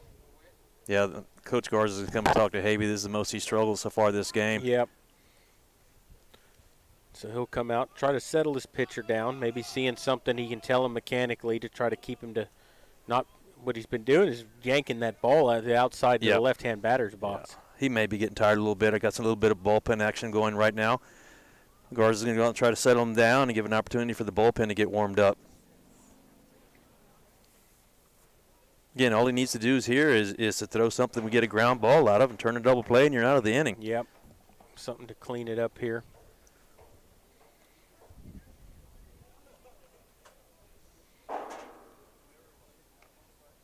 Home plate umpire headed out to try to break up the powwow. Yeah, well, they're going to try to take as long as they can to get that bullpen warmed up. If I'm not mistaken, I think that was Marty that went to the bullpen. It'll be the first time he takes the mound in probably a month.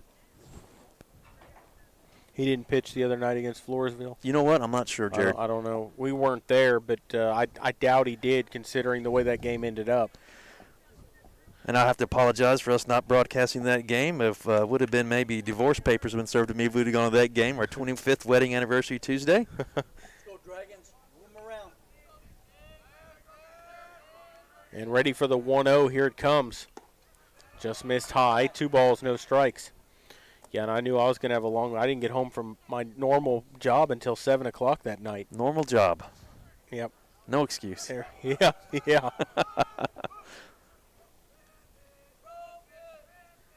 2-0 on the way. Ooh. Just missed again. It's 3-0. I'm not sure where that pitch was, but that was a good-looking pitch. And that's one that Habe needed. Now he's 3-0 here and in jeopardy of walking. The bases loaded.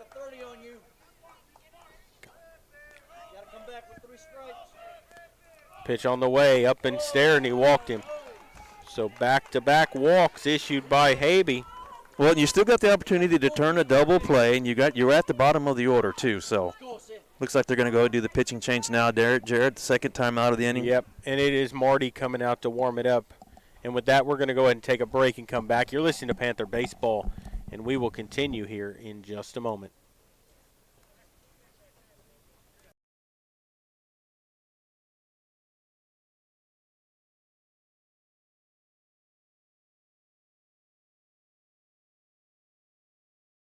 Are you ready for a vacation? Tanya with Travel by Design can help you with all your vacation destination needs. At no cost to you, she can plan all of the details tailored to your unique wants and needs. So all you have to do is enjoy your vacation. Tanya is a certified expert with Disney, Universal Orlando, and California, Sandals, and all cruise lines. Give Tanya a call at 830-931-4834 or visit her Facebook page, Tanya with Travel by Design, for all the latest specials and must-do vacations.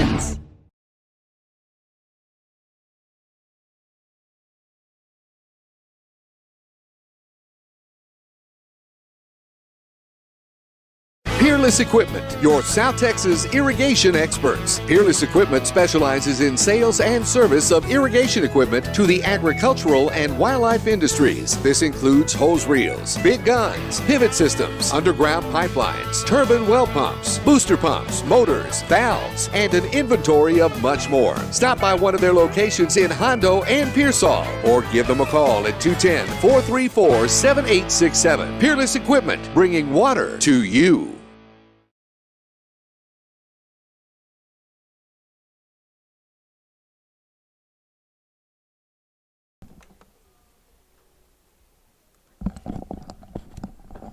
Back here at Dragon Stadium as we are in the bottom of the fourth inning. Medina Valley with a 7-0 lead, but the bases are loaded, and J.J. Marty has come on to pitch here for Medina Valley. He'll inherit the bases loaded. There's one away, and he'll be facing the 8-hitter Jose Estrada, who flew out to center field his only time in. He's 0 for 1 in the ball game, but Marty has not pitched in a while, but he might be the hardest throwing pitcher Medina Valley's got. There's no doubt about it. He's got velocity, he's got control, and he can throw a breaking ball for a strike. So Estrada will stand in here, and Marty from the windup and a big swing and a miss at the first pitch for a strike, and it's 0-1. It got really quiet here during his warm-up pitches because he definitely has not lost a step as far as velocity from his time out. Waiting on the 0-1, it's on the way. Swings and pops it up on the infield. Infield fly rule.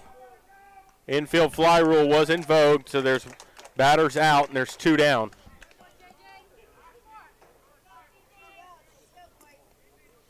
And that'll bring up C.J. Valles. A lot more manageable now with 2 outs. Yep, 2 away. Valles at the plate 0 for 1. He struck out his only time in. Yeah, left-hand batter with the bases loaded. You got your number 9 hitter up, and you got Medina Valley's fastest pitcher. Let's see how this goes. From the windup, delivers a strike on the outside corner with a fastball, and it's 0-1. Good location for Marty, that outside strike there. From the windup with the bases loaded, gets his sign from Joyce. Here's the 0-1, up and out of there. 1 ball, 1 strike.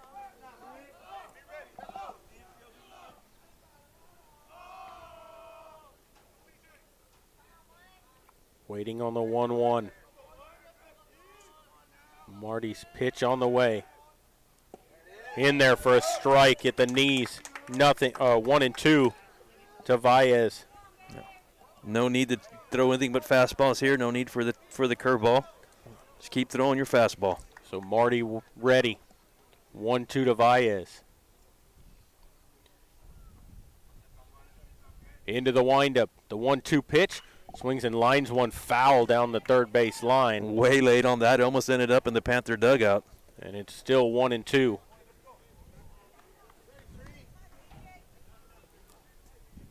A ball and 2 strikes.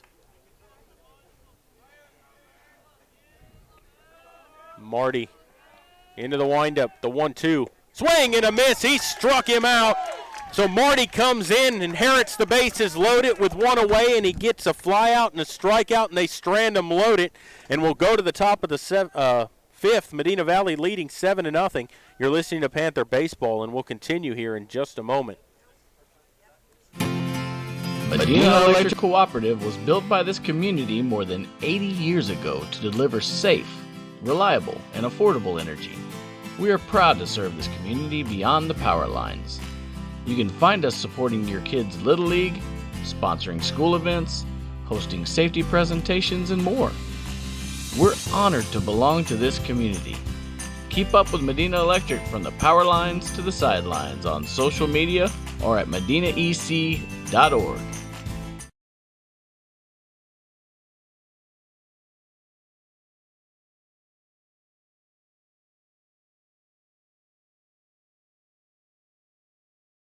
Why buy a used car when you can buy a new car for less at North Park Chevrolet, San Antonio's highest rated Chevrolet dealer? Get low posted pricing on the 2021 Equinox, posted at $19,999. The 2021 Traverse, posted at $28,999. The 2021 Silverado, posted at $30,999. Or get $17,000 off the all-electric Bolt. Experience Chevrolet, the North Parkway, 10 minutes outside Loop 410 in Castroville, or at npchevy.com.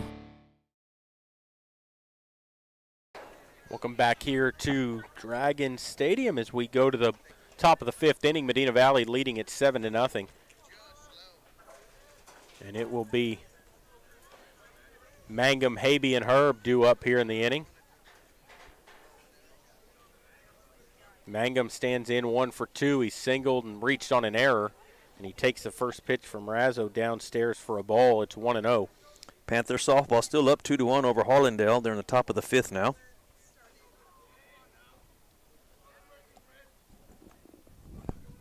Ready for the 1-0. It's on the way. Inside a ball, 2-0. And I did confirm, Jared, that is JJ's first mound appearance since his injury, which was just a tweaked shoulder, muscle in his shoulder, so obviously it's not affecting him anymore. Yeah. Waiting on the 1-0. Really 2-0. Here's the pitch, and there's a line drive into center field, and that's down. Oh, he caught it. He caught it. What a diving play in center field. That's Trey Cano making that play, diving headlong straight away into center field, made a great play, and there's one away. Yeah, and that was a well-hit ball by Magnum. Cano did a hell of a job there in center field, diving forward to catch that ball.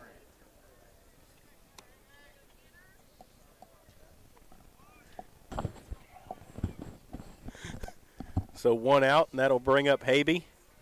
He's walked and popped out. He's 0 for 1. Nice curveball for a strike over the outside corner. Backdoored him with that pitch, and it's 0-1.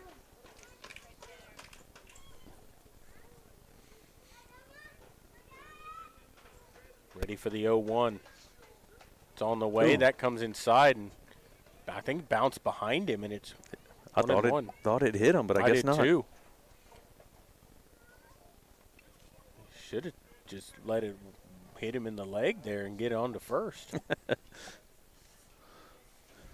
If you're a Panther fan here, you'd like to see him get 3 runs in this inning, get 3 outs in the bottom half, and 10-run rule this game. We're definitely Panther fans. I'd love to see it. Ready for the 1-1. Outside, 2 balls and a strike.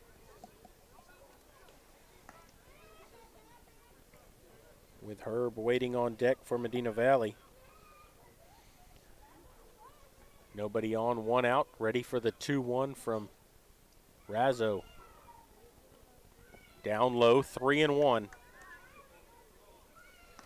Razzo came in and pitched 2/3 of an inning in the 4th. Came in relief of Estrada, who left the ball game after Jared Lackey with a knockout blow, a 2-run homer. Made it 7-0, and there's a 3-1 pitch that's fouled back out of play to the right side, and the count's full at 3-2. Habe got the pitch he wanted, just happened to foul it off.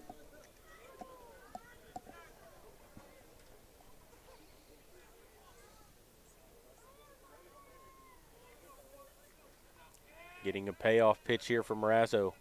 So left-hander works from the stretch all the time, stares in for the sign.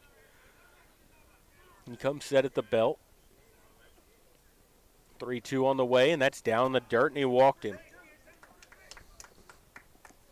First walk issued by Razzo, third by Dragons pitching in the ball game, and that'll bring up Jake Herb.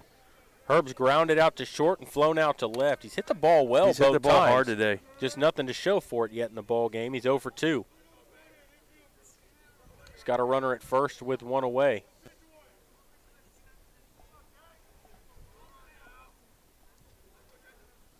Razzo's pitch on the way. Swing and a foul tip into the catcher's mitt. It's 0-1. Habe's got some speed there at first base, but I'm not sure how big a lead you're going to be able to get off this left-handed pitcher. Razzo stares in, checks the runner at first. His pitch on the way, and he calls that strike over the outside corner, and Herb now in a hole, 0-2.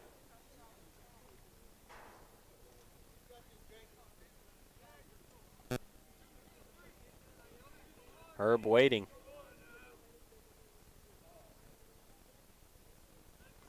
Razzo ready. Here's the 0-2. Swing and a miss. He struck him out. Second strikeout for Razzo in the ball game. 6 strikeouts by Dragons pitching. And there's 2 away. It'll bring up Javi Gonzalez, who's 0 for 2. He struck out both times, looking to avoid the hat trick here. He's got a runner at first with 2 away here.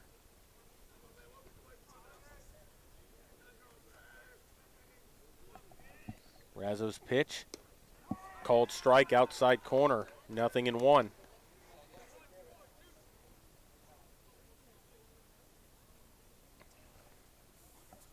Ready for the 0-1 pitch. Razzo checks on his runner. There's a swing and a miss, and that ball gets away from the catcher enough for Habe to move over to second base. Yeah, I think everyone thought he got a piece of that and fouled it off, and I think he's going to come and question it. But it did not hit the bat. I didn't hear it hit the bat. No, it hit the ground. See if he influences another call here.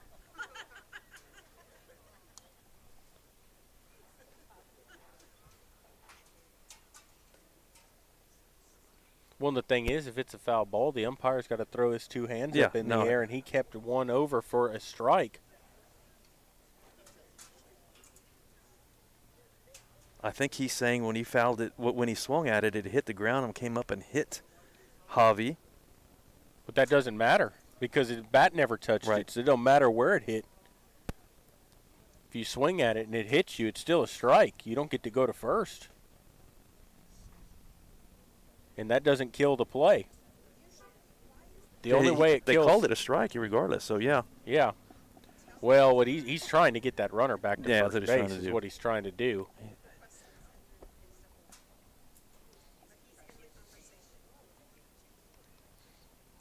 I just like how. So the home plate umpire. It's his call. It is. Though. I don't know why he keeps going. Why he's going to the base umpire. Yep. They're talking it over. No, it's explaining it. They're going to tell him to go back.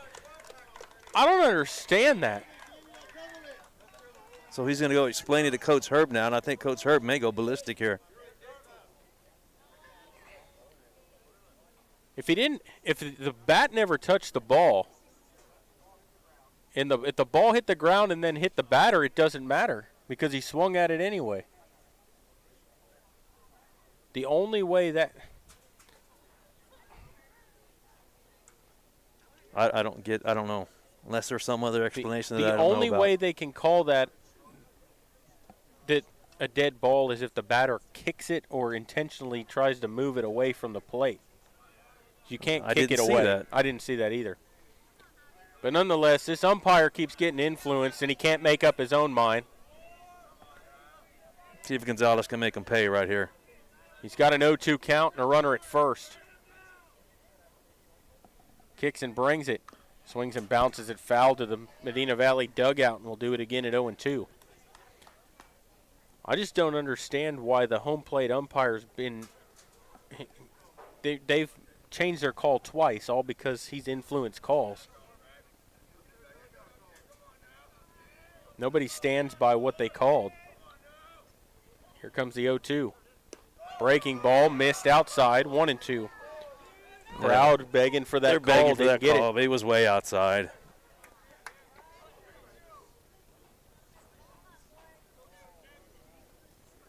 1-2 here on Gonzalez. Umpires are getting it from both sides now. Waiting on the 1-2. Here it comes. Tried it again. That time he got him.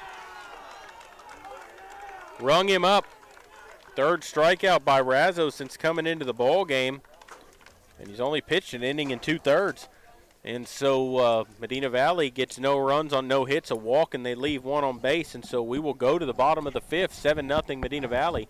You're listening to Panther Baseball, and we will continue in just a moment.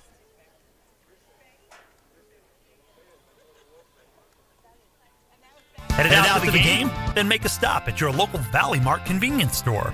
With 12 area locations, Valley Mart is always right around the corner. Fuel yourself and your vehicle with quality branded gas and diesel, snacks, and fountain drinks. Always convenient, well lit with clean restrooms. Valley Mart, family owned and operated since 1984, and a proud supporter of Medina Valley athletics and area youth sports for over 30 years. Qualifications, rules, and limitations apply. Rates, rewards, and restrictions may vary by account. Contact institution for details. Tickets, popcorn, and sodas. That'll be $35. Cash or debit? Debit! I mean, I'd like to use my debit card, please. Can I do it? Okay. All right! Swiping now! What if paying with your debit card was always this exciting? Kasasa Cashback is a free checking account that pays you for everyday debit card purchases every month you qualify. Plus, with ATM withdrawal fee refunds nationwide, that's a lot of extra cash to spend on whatever you like. Ask for free Kasasa checking at Community National Bank. Member FDIC. We're back here at Dragon Stadium as we go to the bottom of the fifth. Marty stays on to pitch here for the Panthers.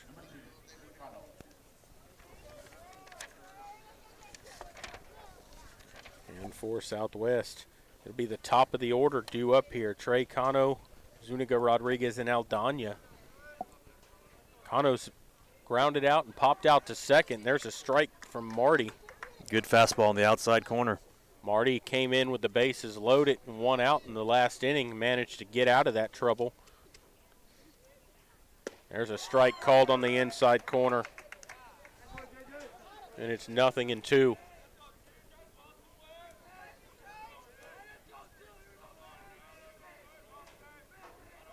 Ready for the 0-2 pitch. Marty into the windup. Here it comes. Swing and a foul tip. That went off the mask of the umpire. I thought that was a foul ball, but they throw down to first to complete it. He's hurting. Yeah, he's hurting. I thought that was a foul ball. I'm surprised the coach from the Dragons is not going to come out and challenge that as a foul ball. Well, they might do that yet because that was a foul ball. That needs to be overturned technically. It appeared to be a foul ball. Yeah, well, I know it hit the bat. We heard it and saw it. Otherwise, it wouldn't have changed direction like that and went off his mask.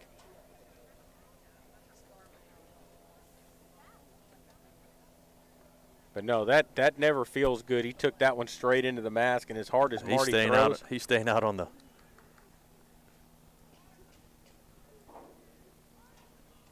He goes back to the dugout now. Umpire seems to be okay. And they're saying he's out, right? Yeah. Yeah, that was a foul ball, but that's a strikeout for Marty. Just put the bat on the ball, Papa. That's all you got to do with him. That'll bring up Zuniga Rodriguez, who's doubled and been hit by a pitch. He's 1 for 1.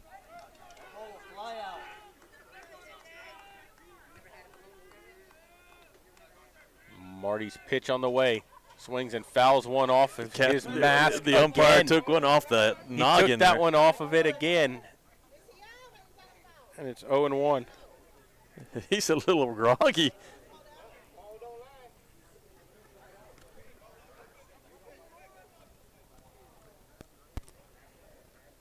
He seems to be okay. And Joyce going out he's going to go to the mound and try to give the umpire a little time to get those birds that are flying around his head away from him. He's taking 2 in a row off the coconut. Ready for the 0-1. Here it comes. Swings and lines one into center field. That's going to drop in for a base hit. Peterson was playing him deep. And a 1-out single for Rodriguez. It's only their 4th hit of the ball game. That ball's going to bounce off that bat. That'll bring in Aldana. He's popped out to short and to second. He's 0 for 2. We have not seen Marty throw a breaking ball yet in No, this he game. hasn't. And he's got a good curveball. As of right now, really doesn't need to. Pitch on the way. Ooh. Down low, a ball, 1-0. Runner at first base with one away. Good looking pitch there, right at the knees. In the bottom of the 5th here. –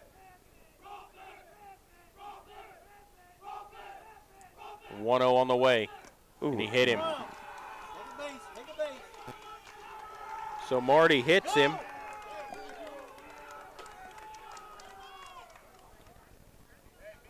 First hit batter for Marty in the ball game. It'll bring up Nate Gamez. Gamez 0 for 2. He's grounded out and struck out.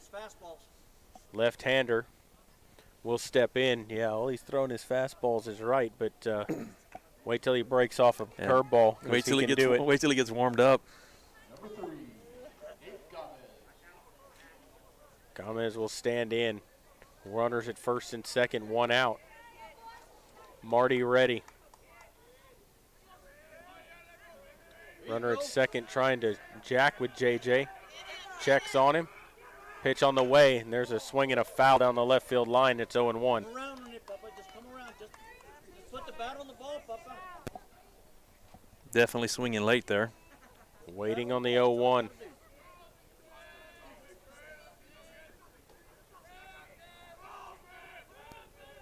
Gamez waiting. Here comes the 0-1. Breaking ball high, and it's 1-1. His first curveball attempt, Jared, but it just stayed high. Yep. You can't control that, Papa. You won't control it. Waiting on the 1-1. Swing and a miss at the breaking ball, and it's 1-2. Good looking pitch there by Marty. Don't try to kill it, Papa. Just meet it. Ready for the 1-2.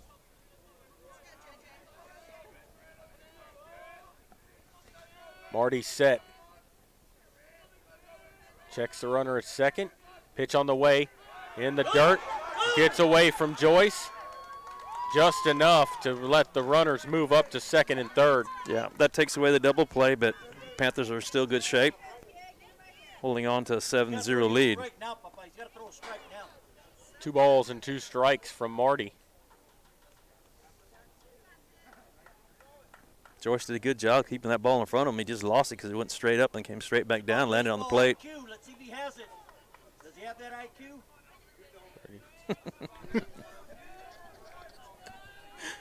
2-2 pitch, swing and a miss. He blew away with the fastball. Big strikeout for Marty there. 3 strikeouts for Marty as he blows away their cleanup hitter. And it'll bring up Adrian Castillo. Castillo will stand in. He's 1 for 2. He's flown out to right and he's singled. Runners at second and third with 2 away. You better be ready. Here it comes. Low crouch stance at the plate. And that's in the dirt. Good job by Joyce to smother it, and it's 1-0. Joyce doing a good job behind the plate tonight. Smothered that low pitch right there.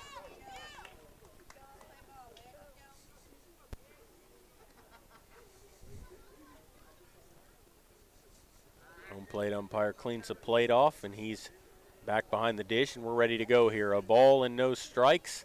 2 outs and runners at second and third here in the bottom of the 5th. Medina Valley with a 7-0 lead.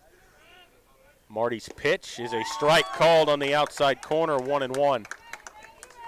Marty's That's still looking good. A little cut fastball. It had a little run to the end of it. He has this little cutter that has a little bit of movement, and that's all you need, especially with velocity. Mariano Rivera threw 1 pitch his whole career.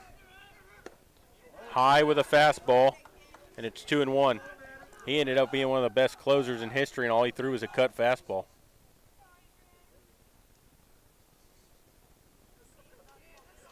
Waiting on the 2-1. It's on the way. Swing and a miss with a fastball as he blew that one by him, and it's 2-2.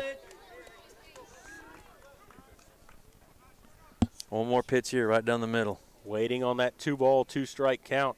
If they can't hit it, why change it? 2-2, 2 on, 2 out. Castillo waits, and he steps out on Marty. Trying to change things up here. Castillo with that exaggerated squatted stance.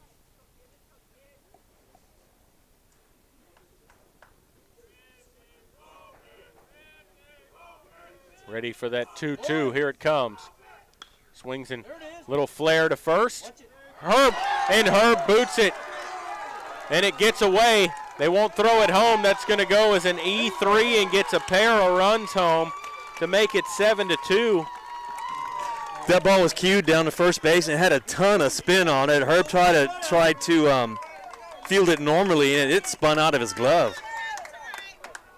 It looked like Buckner's blunder down there. Yeah, that was a tough just one. like it. It just went away from him at first base.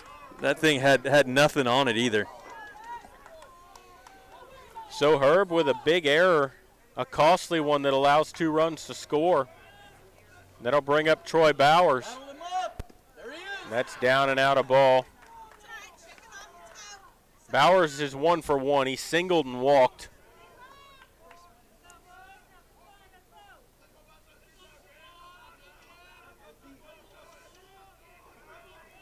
Marty kicks and brings it. High a ball, 2-0. Rattle them up.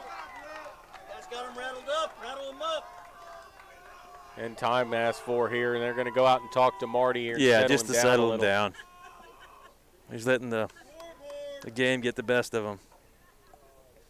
A lot of interaction here with the fan base on both sides, might I add.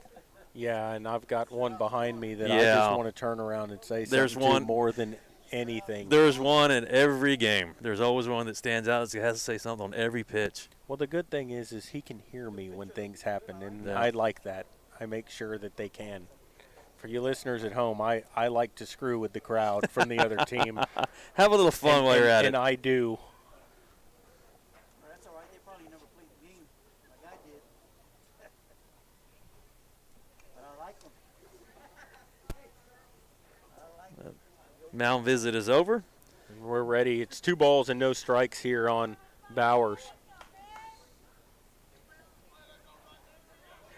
Marty stares in here. Rattle them up. Ready for the 2-0. It's on the way, and there's a swing and a foul to the screen. And it's 2-1.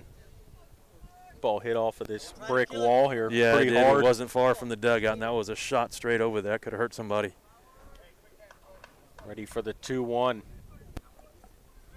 Marty trying to battle back here. Just got to throw strikes. They're not going to hit his pitches. 2-1 on the way. Swings and pops it up in foul territory, and that's going to get out of play, and it's 2 balls and 2 strikes now.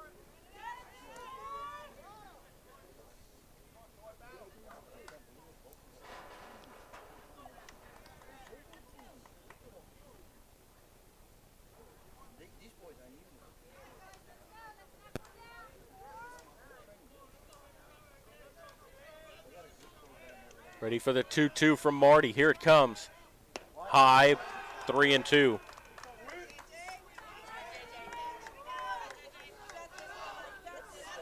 One pitch right here. See how gutsy he is here. If he tries that fastball, I'd throw him a curveball here on 3-2 and make him chase something he hasn't seen, because he hasn't seen one.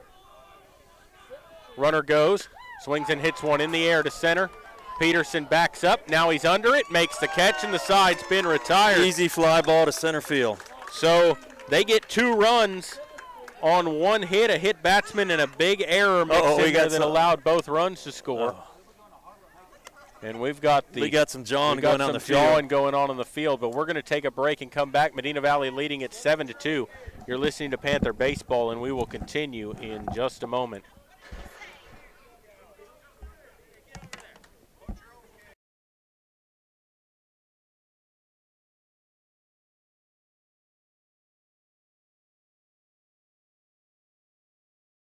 Why buy a used car when you can buy a new car for less at North Park Chevrolet, San Antonio's highest-rated Chevrolet dealer? Get low posted pricing on the 2021 Equinox, posted at $19,999. The 2021 Traverse, posted at $28,999. The 2021 Silverado, posted at $30,999. Or get $17,000 off the all-electric Volt. Experience Chevrolet, the North Parkway, 10 minutes outside Loop 410 in Castroville, or at npchevy.com.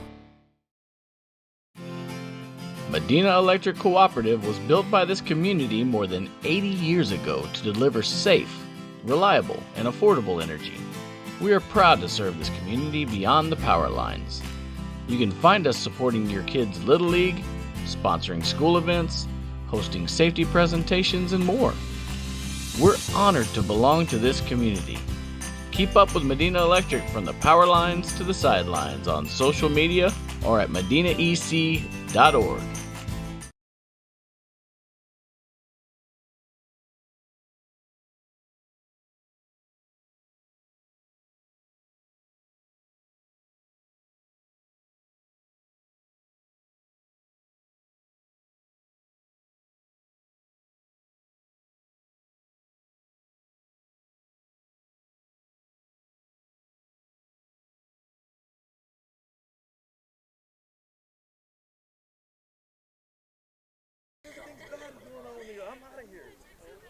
We're back here at Dragon Stadium as we go to the top of the 6th inning. Medina Valley leading at 7-2 here, and it will be the top of the order. It'll be Peterson, Pardo, and Lackey due up. Seems like forever since the top of the order was up earlier. Like the game just slowed down. It did slow down quite a bit. So you've got Razzo out there still pitching. Peterson's 2 for 3. He singled twice and he struck out. And he squares to bunt, and he bunts it foul, and it's 0-1. He was bunting for a base hit there. Yeah, he was. Trying to drag bunt. When you got a 5-run lead now. You got a 5-run lead, getting a little bit interesting. Getting exciting, getting a little testy on the field, getting a little testy in the fans behind us. Coaches are getting testy. The coaches were arguing back and forth, yelling at each other. The fans were too. Perfect game. Yep. Peterson waits. 0-1 on the way. Bounced it up there, and it's a ball and a strike.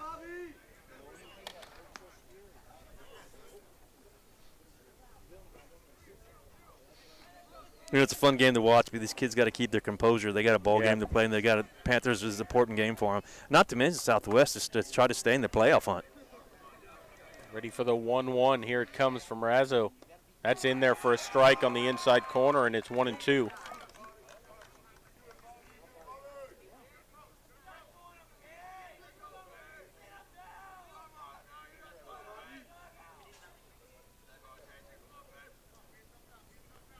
Waiting on that 1-2. Kicks and brings it, swings and bounces one slowly up the third base line. Fields throws. Got him a bang play at first, and they just get Peterson. Nice play, Papa, nice play. And there's one away, and it'll bring up Pardo. It was a good play. I mean, I didn't think he was going to get to it. Third baseman came up throwing the ball. He just got ejected. Who got ejected? Herb? No, Peterson did. Yeah, he was John, and then the catcher was John, backed him. Peterson just got tossed.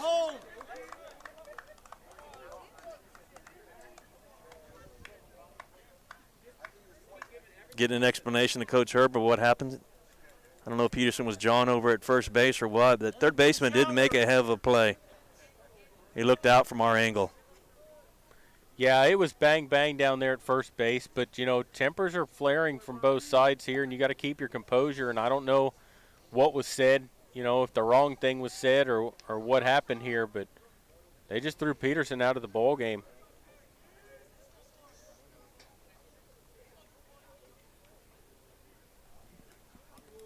It's a couple of conversations that Herb has had with his players. And there's a guy in front of the camera, and I'm sorry about that. He come out of the press box. He's going back now, but he's standing in front of the camera here. So now he's going back in.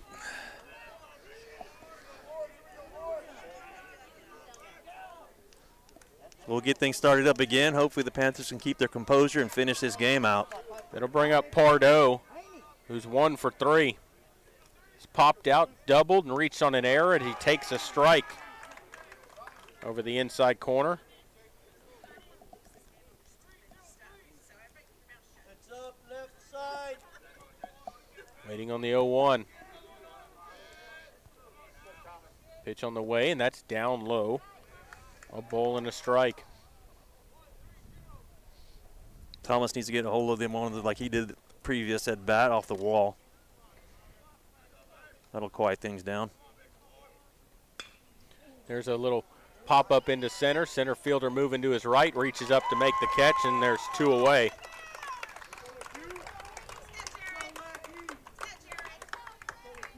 2 away, and that'll bring up Lackey. Lackey's 2 for 2. He's doubled, walked, and had a 2-run homer.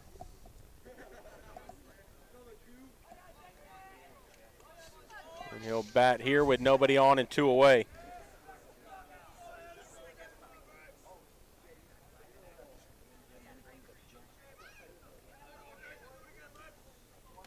Lackey waits. Left-hander versus left-hander. Pitch from Razzo is a strike on the outside corner, 0-1.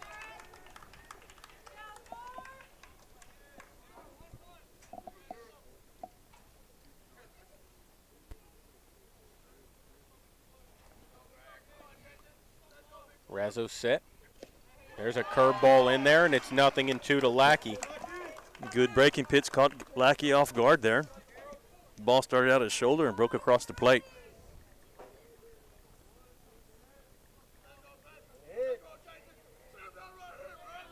Here's a pitch from Razzo. That's way outside, and it's a ball and 2 strikes now on Lackey.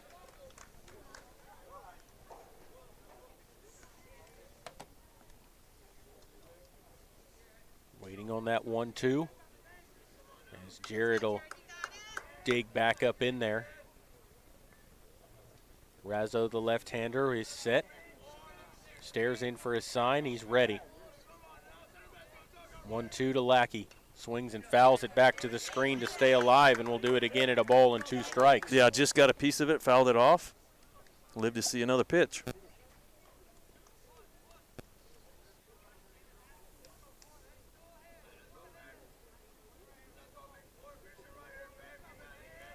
Ready for the 1-2 again. Pitch from Razzo. Called. Oh, just missed outside. Everyone thought he was getting rung up there, and it's 2-2. Yeah, I think it was a little outside and a little low. That's what I would have called it. I'd have called it a strike. Good take. Ready for the 2-2. Lackey ready. Here it comes. Called strike 3 on a sweeping breaking ball. That was a ball. The one before was closer. That was further outside than the previous pitch. But he rings up Lackey. That's 4 Ks for Razzo. 8 of Panther batters in the game, and the Medina Valley goes in order. No runs, no hits, nobody left on, and we will go to the bottom of the 6th. Medina Valley leading at 7-5. You're listening to Panther Baseball, and we will continue here in just a moment.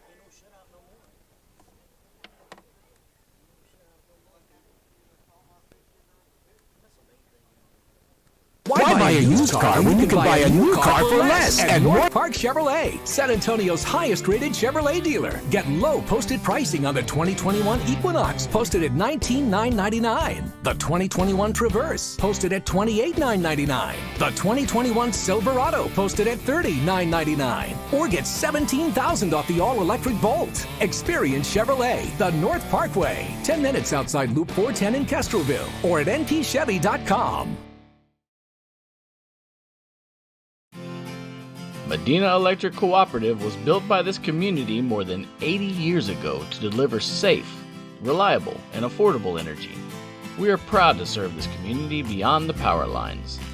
You can find us supporting your kids' Little League, sponsoring school events, hosting safety presentations, and more. We're honored to belong to this community. Keep up with Medina Electric from the power lines to the sidelines on social media or at medinaec.org.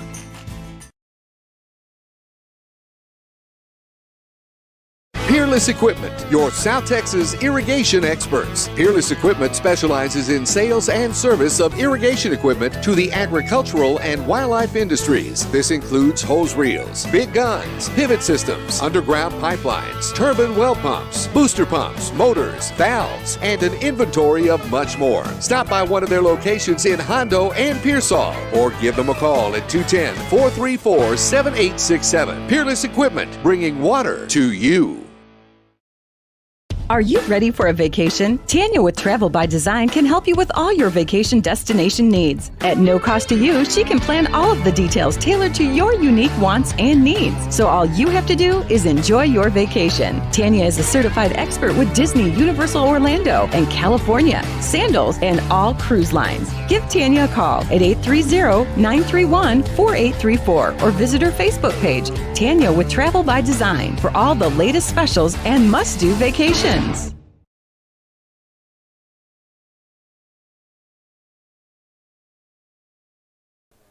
we go to the bottom of the 6th here, Javi Gonzalez has come on to pitch for Medina Valley.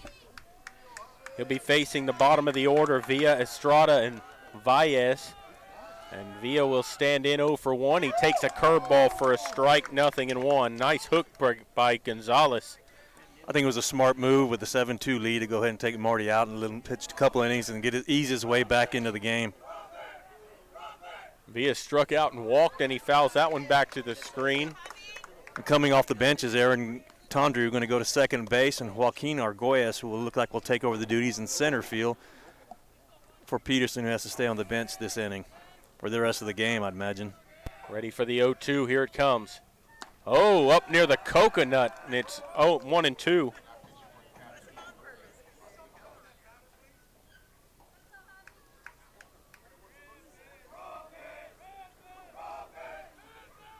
Ready for the 0-2. Into the windup, here it comes. Swings and lines one into left field. Mangum coming in, and it's going to drop in for a base hit. So a leadoff single by Villa. That's their 5th hit of the ball game. Mangum play maybe just a little bit too deep. A little Texas leaguer lands right in front of him in left field. Dragons get their leadoff batter on.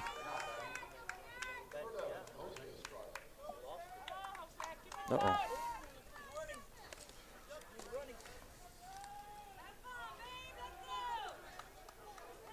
Let's go, Jose. Let's go, Jose.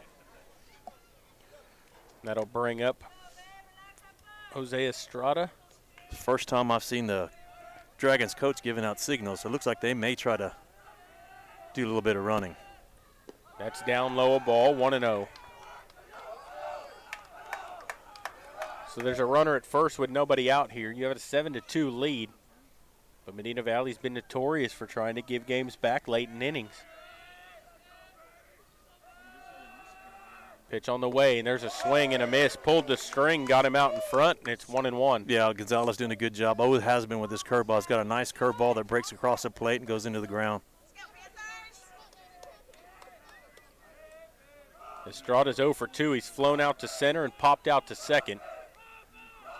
1-1 inside. 2-1. Gonzalez not an overpowering pitcher, but definitely hits his spots, keeps it away from the middle, and likes to work the corners. Well, because of that curveball, he can keep you off balance. There's a little swing and a shot right at Herb. He throws to second, low, and that's an error, an E3. So they'll go as an E3 on the throw. Instead of taking the easy out at first, he throws to second for the error. He had a double play opportunity. It was a hard shot to him, that's but the thing is, he was sitting on the base. He should have gone to the base. You have a 7-2 lead. Just step on the base and get outs here. They're down to 6 outs. Well, he can still try to turn double play, but get the out at first. Yeah. First. Because he was probably only 3 feet off the bag when he fielded it. Well, the thing is the ball wasn't hit well. It was hit slowly to him, so by the time he got it, he could have got him at second easy. They'd have never turned the double play because he never got back to the bag in time to cover, and the pitcher wasn't getting over. So it goes as an E3. Second error on the Panthers in the ball game, and that'll bring up C.J. Valles. He's 0 for 2. He struck out twice. Gonzalez. He shows bunt, squares to bunt, and he bunts it foul. 0-1.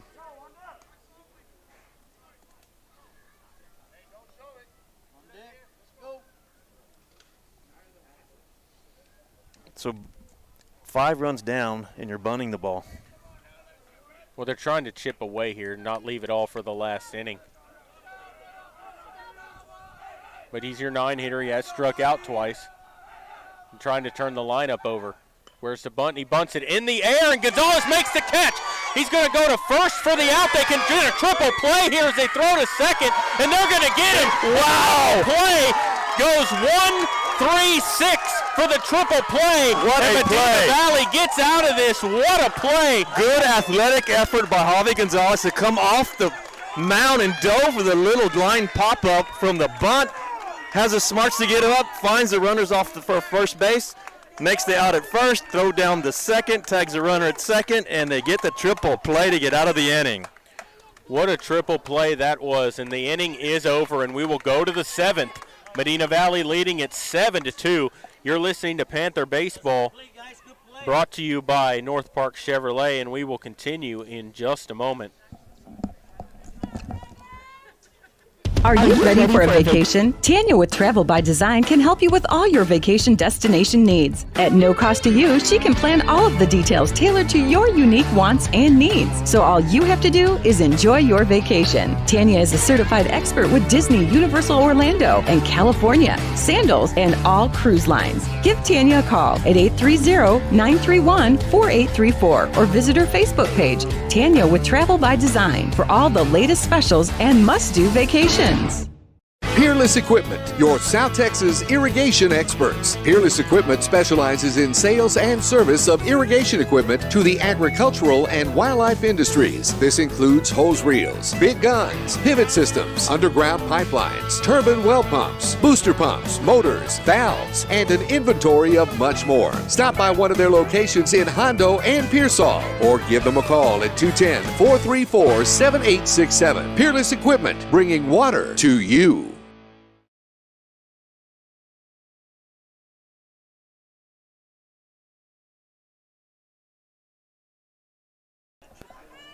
Welcome back here to Dragon Stadium here after that triple play. Medina Valley turned to end the inning. Got out of it. They had first and second with nobody out, and he tried to bunt it. Great athletic play by Gonzalez, diving through to first to double him off, and then through to second, and they had to tag him out. And they got it here, and this is going to be Aaron Tondry standing in here to bat. He takes a strike from Razzo. Aaron Tondry replacing J.J. Marty, who comes out of the game.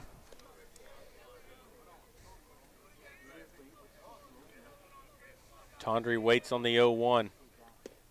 Outside corner called strike, and it's 0-2. And looks like the strike zone's getting a little wider here in the seventh inning. Umpire wants to go eat.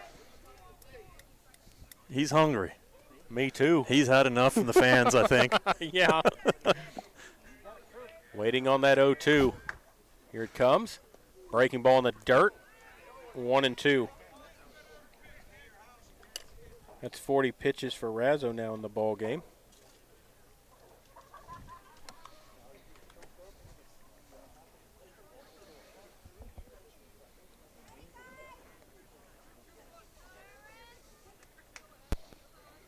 And so Razzo ready.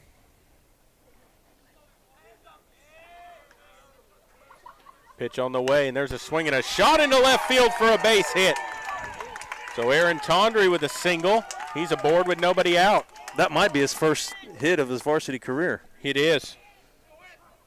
Good at bat by Aaron Tondry to get that hit. Things have quieted down considerably here with the momentum-killing triple play, and now a base hit by Aaron Tondry. Yep.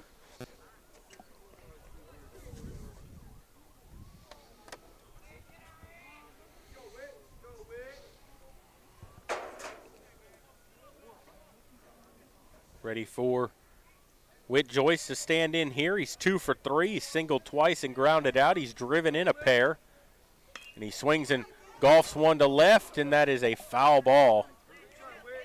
Too bad that was foul because it rolled down there in the corner. It was about 3 foot outside the foul line, halfway between the fence and third base, and it would have rolled. It rolled all the way to the corner. Like I say, it would have been a stand-up double at least.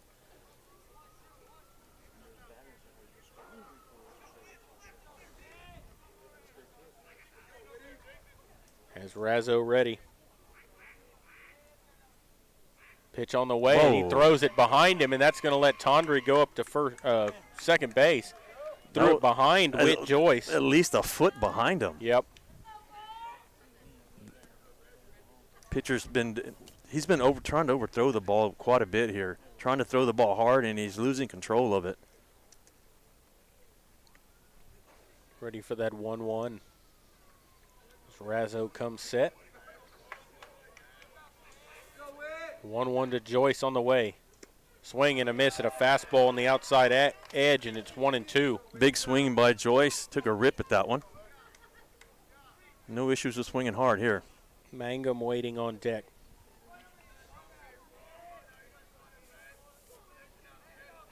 Ready for the 1-2.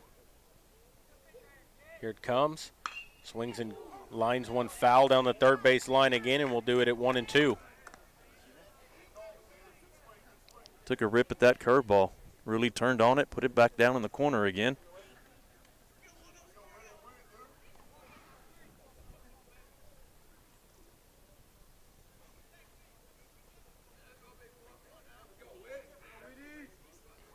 Waiting on that 1-2 pitch. Razzo ready. Comes set at the belt. Pitch on the way. Swings and lines one into left center, and that's going to get down for a base hit. It's going to go over the left fielder's head. He's going to pick it up. A run is going to score, and Joyce into second base, standing with an RBI double, and it's 8-2 Medina Valley. Dragon pitcher went one too many times with a curveball. Witt timed it and took that ball to left field, got it over the left fielder, got the extra base over at second. And he drove in his third run of the ball game. Yeah, and I think he's, 3 for 4? Yep. Big game for Joyce tonight. 3 for 4, and the ground out was a rob job. The third baseman made a diving play to rob him of a fourth hit. Panthers get the insurance run here in the top of the seventh. Tyler Mangum takes outside a ball. Mangum in the ball game is 1 for 3. He's reached on an error single and lined out to center.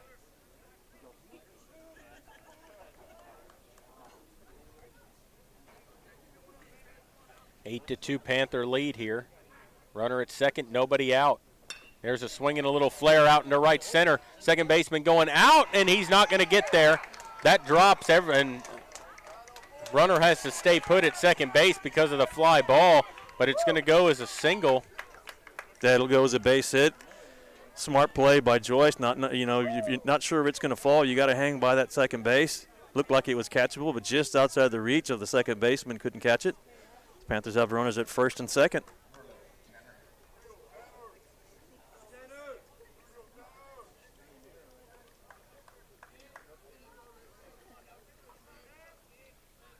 So Razzo waits Tanner Habe batting. Takes outside a ball. Habe in the ball game's walked twice and popped out to second. He's 0 for 1.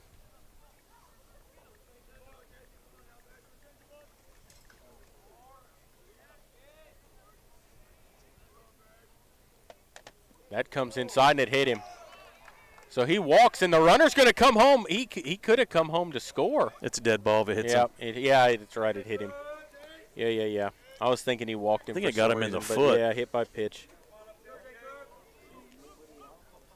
And there's nobody out with the bases loaded, and it's Jake Herb at the plate. Going to be a mound visit by one of the coaches for the Dragons. Razzo really has done a very good job on the hill until this inning. Yeah.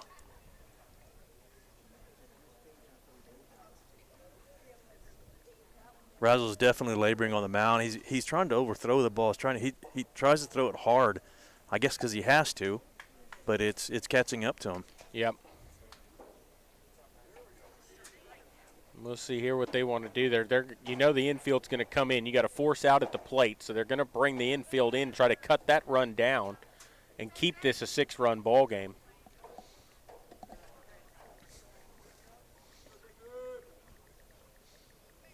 Jake Herb stepping the plate. He's actually due. See if he can square one up here and get a couple more insurance runs for the Panthers. Yep. So Herb batting here. He's 0 for 3. He's grounded out, flown out, and struck out. And he's flares one foul down the first base line.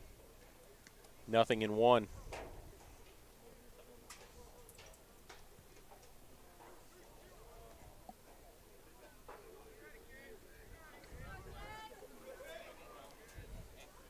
Herb waiting, bases loaded, nobody out. Here's the pitch, swings and fouls one off the catcher's mask, and it's 0-2.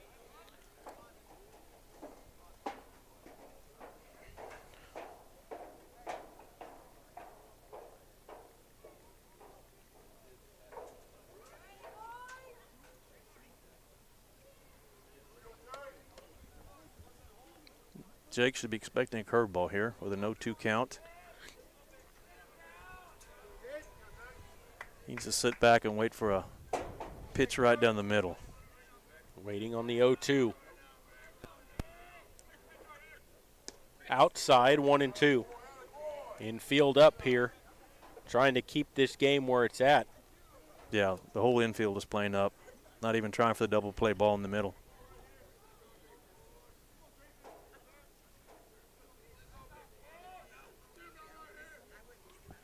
There's a swing and a foul back. Just did get a piece of that to stay alive, and we'll do it again. It's a good curveball. Panthers with the bases loaded and nobody out here in the top of the 7th. With a 6-run lead, we were trucking along, and all of a sudden this game just took the air out of it. At least it's been interesting. Yes. Oh, no, I don't mean boring or anything. I just mean it's slowed down. We've had some of those. We've had some of them boring games. Love it when the Panthers run bull teams, but they've been boring. Ready for the 1-2. Pitch on the way. Down low, 2-2.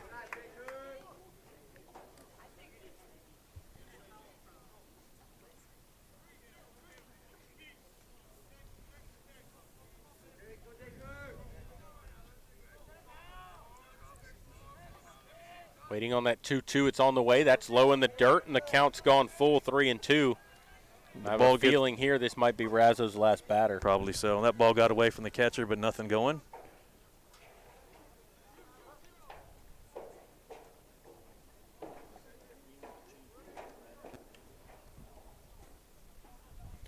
So Razzo will stare in here.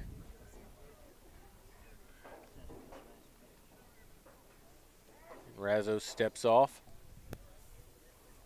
Works from that stretch the whole time. He's got a payoff pitch upcoming here to Herb with the bases loaded. There's nobody out.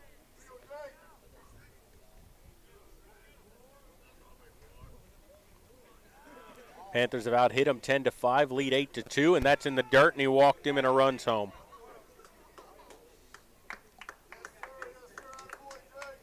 Second walk issued by Razzo in the ball game, and it's 9-2.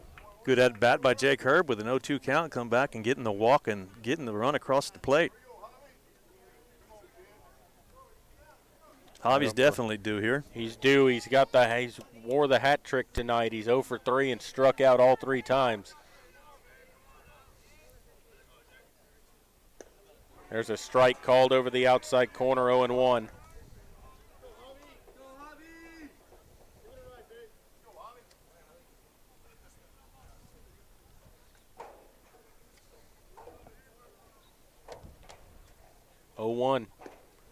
Ooh, that curveball just stayed away. Just stayed outside. 1-2.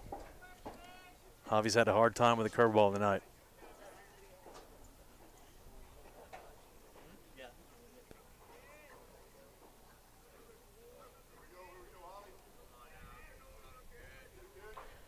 Gonzalez waits. That's in the dirt, and it bounces away from the catcher. A run's going to score to make it 10-2. The runners will all move up to second and third.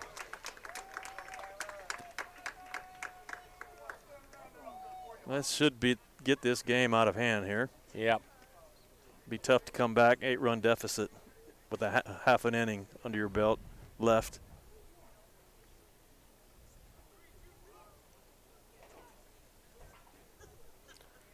And so Gonzalez digs back in with a 2-1 count. Second and third now with nobody out. Pitch on the way. Swing and a miss. 2 balls, 2 strikes. Runners on second and third, and the Dragon infield still playing on the grass, still trying to cut off that run. Coming in from third.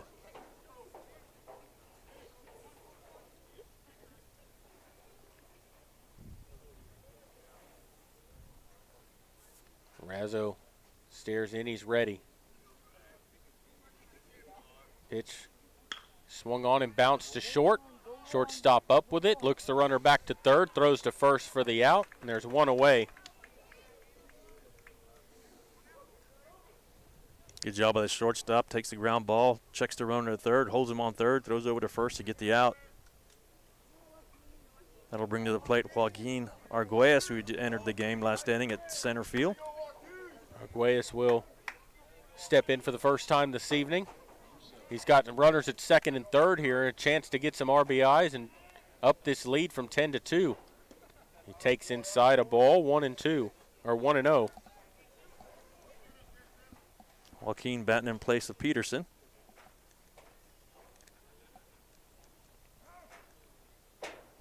Time called, and the catcher's going to go out and talk to Razzo here. They're going to go ahead and, I believe, let Razzo finish out. Nobody in their bullpen. No, and the only way they'd bring someone in here is someone from the field would come in to pitch. Yeah. We'll see what Razzo can get done. There's one away now, and runners at second and third. Infield still up, trying to cut that run down at the plate. Arguelles, the right-hander, waits. That's a strike called outside corner, 1-1.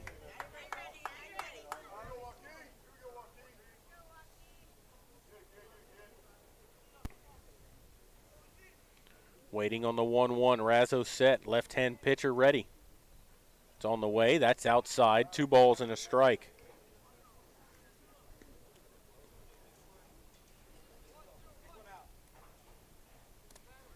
Razzo's laboring. He's getting up close to 70 pitches now in the ball game. Yeah, and he's definitely slowing down between pitches also. Ready for the 2-1. Swings and fouls one off the noggin of the catcher again. He's taking the catcher, the umpire. Umpire, he's taking a beating. That's his third one he's taken off the head. Good Catcher's rip by gonna go out Arguelles. and talk. Yeah, 2 balls, 2 strikes. He had a hitter's count there. Took another off the coconut.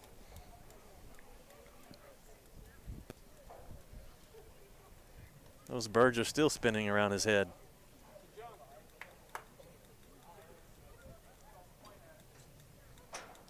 When the thing is so you got the helmet up there, but the top of the head, there's no padding up there. Right. There's Well, no helmet. but that's his choice Yeah. not to wear one. But he's been catching them up there. Yep.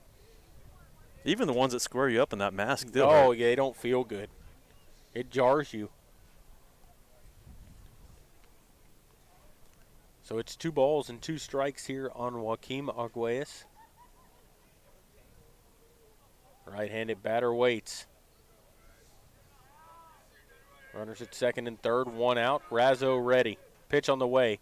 Curve ball called strike 3. Rung him up with a good breaking ball in the outside corner. Yep, came right across the outside corner.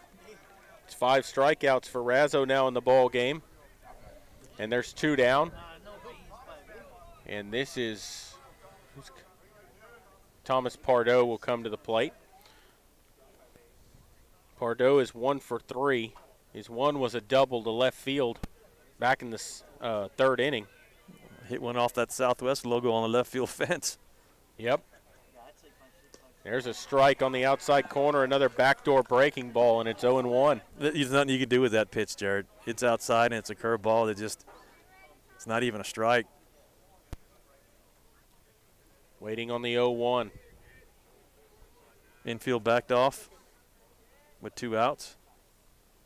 Kicks and brings it. Curve ball again called strike, and it's 0-2. Razzo in there tough still. Yeah. Hanging in there, throwing good pitches still. Trying to work through this inning.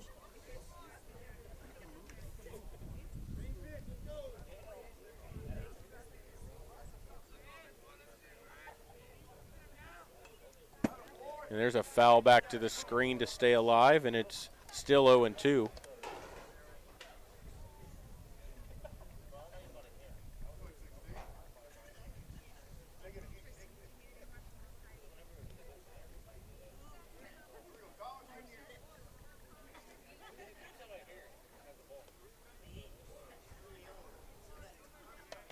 So it's 0-2 still here on Pardo. Razzo set. Swing and a miss. Pitch was in the dirt. Catcher throws down to first to complete it. So back-to-back strikeouts to end the inning, and Razzo with 6 Ks in this ball game. And that will end the inning. The Panthers get 2 runs on 3 hits, a hit batsman, a walk, and they end up leaving 2 on base. A little bit of everything. Yep, and we will go to the bottom of the 7th. Medina Valley needs 3 outs here to finish off this ball game and win it. Panthers lead at 10-2. You're listening to Panther Baseball, and we'll continue here in just a moment.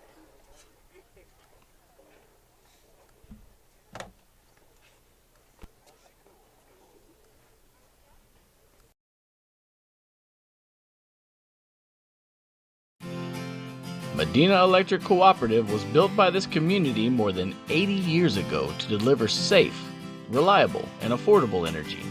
We are proud to serve this community beyond the power lines.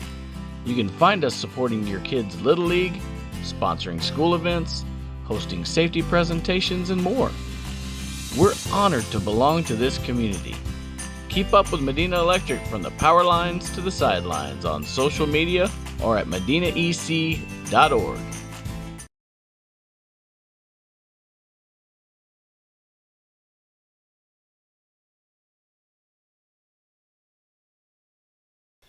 Back here at Dragon Stadium, Javi Gonzalez stays on to try to finish out this ball game for the Panthers. And it will be the top of the order due up here. It'll be Trey Cano, J.P. Zuniga Rodriguez, and Isaiah Aldana due up, top of the order. But Southwest with a gargantuan task, down 10-2.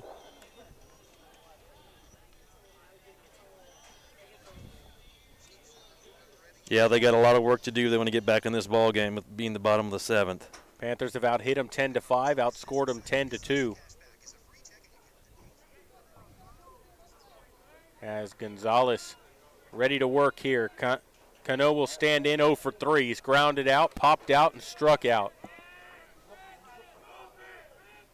Kicks and brings the first pitch, and he hit him in the lead elbow. Final score from Panther softball field, Medina Valley 2, Hardendale 1. Good job by the Panthers winning another district game. It'll bring up Zuniga Rodriguez, who's doubled, been hit by a pitch, and singled. He's 2 for 2 in the ball game, and he's got a runner at first base with nobody out.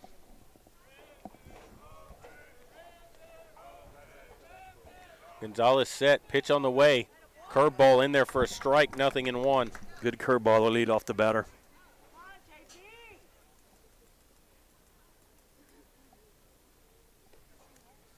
JP waits. 0-1. Curveball high, 1 ball, 1 strike.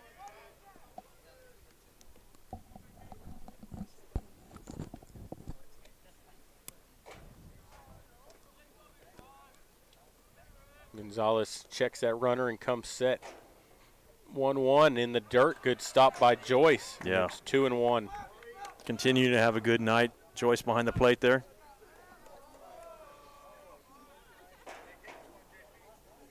He's definitely a presence behind the plate. Not too much activity on the bases.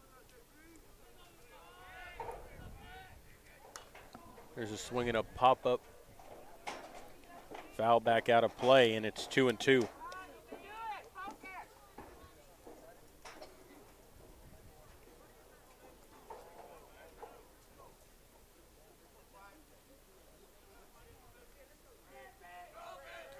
Ready for the 2-2 pitch.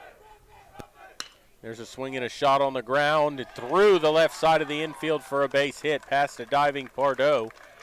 And there's runners at first and second base with nobody out.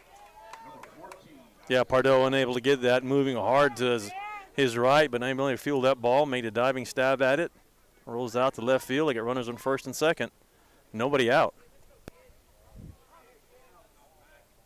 And that will bring up Isaiah Aldana, who's popped out twice and been hit by a pitch. He's 0 for 2 officially. Runners at first and second base here with nobody out. It's what they had in the 6th inning, and the Panthers turned to triple play. That's right. Seems like it was so long ago. It was only an inning ago.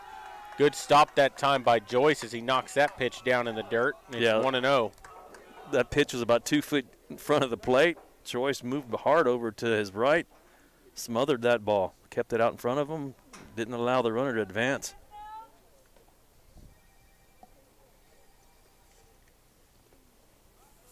Joyce goes out to talk to Gonzalez here.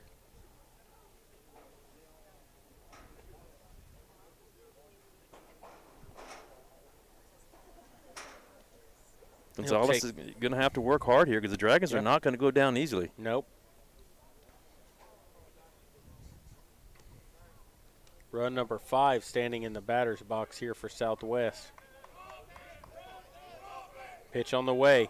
Swings and lines one foul down the first base line. It's a ball and a strike. When you're working against the top of their order here, too. Yeah. Nobody out.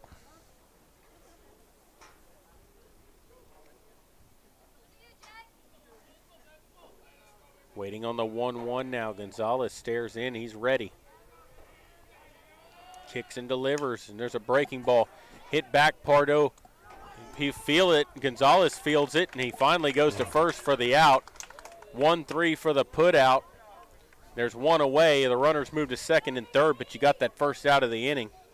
You know, he looked to second, wanted the double play, didn't have it, looked to third, and then finally looked to first. You thought, oh, my goodness, you don't do something, there's going to be no play. And he double pumped over to first base. Got the out just in time. However, they don't get the double play opportunity here with runners at second and third. Gamez will stand in. Left-hand batter takes just off the plate and low, 1-0. Gamez is 0 for 3 in the ball game. Not a bad curveball there by Gonzalez. Didn't get the call. Gonzalez into the windup. Here's the pitch. Called strike, outside corner. That was a worse pitch than the one he just called a ball. And it's 1-1. The pitch before that was a better pitch. It was. Here comes the 1-1. Curveball stays high, 2 balls and a strike. As you start getting in the later innings, that curveball is hard to throw, especially to stay on top of it to get it to come down. That one stayed high.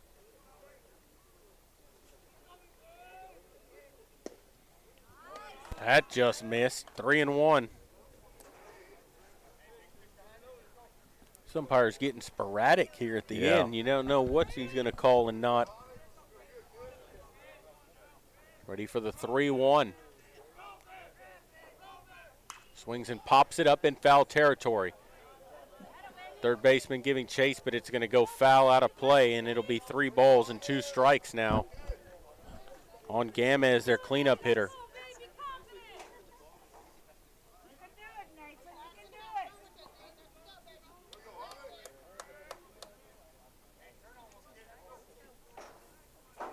Gonzalez giving his shortstop Pardo some time to get back in position after that long run over toward the fence. He was 50 yards off away from his position. Payoff pitch, swings and lines one into left field, and that's going to get down, and Mangum dove at it, and it gets past him and all the way to the wall. 2 runs will score. Into second base goes Gamez with a 2-run double. Good at bat by Gamez as the left-handed batter takes that ball the opposite way and had a lot of slice to it. Left fielder Mangum unable to catch up. The ball took a diving effort at it, but couldn't come up with it. That ball was slicing big time. Now it's 10-4. That'll bring up Adrian Castillo, who's 1 for 3. Flown out single and reached on an error. Runner at second base with 1 away. Pitch on the way. Strike called inside corner. 0-1.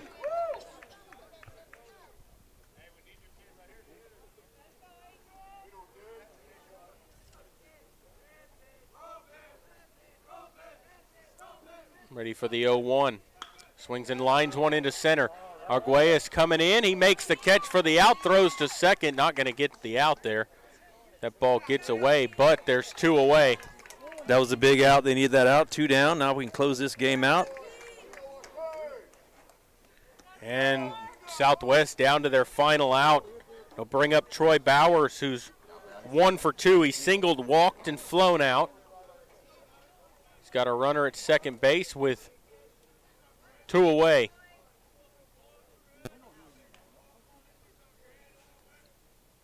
Pitch on the way. Curveball stays high, and it's 1-0.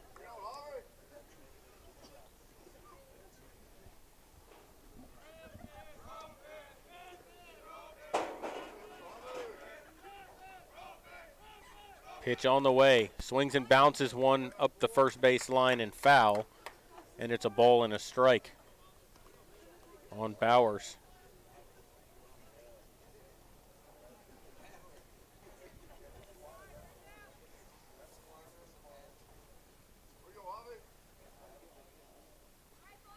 Bowers will dig back in.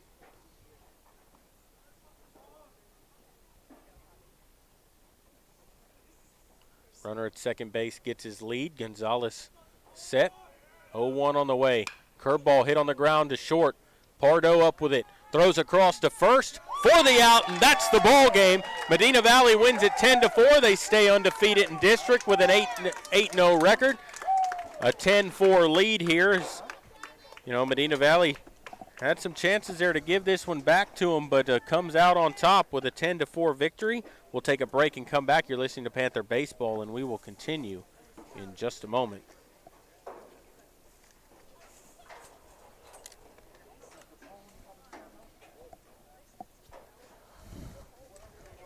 Are you ready for a vacation? Tanya with Travel by Design can help you with all your vacation destination needs. At no cost to you, she can plan all of the details tailored to your unique wants and needs. So all you have to do is enjoy your vacation. Tanya is a certified expert with Disney, Universal Orlando, and California, Sandals, and all cruise lines. Give Tanya a call at 830-931-4834 or visit her Facebook page, Tanya with Travel by Design, for all the latest specials and must-do vacations.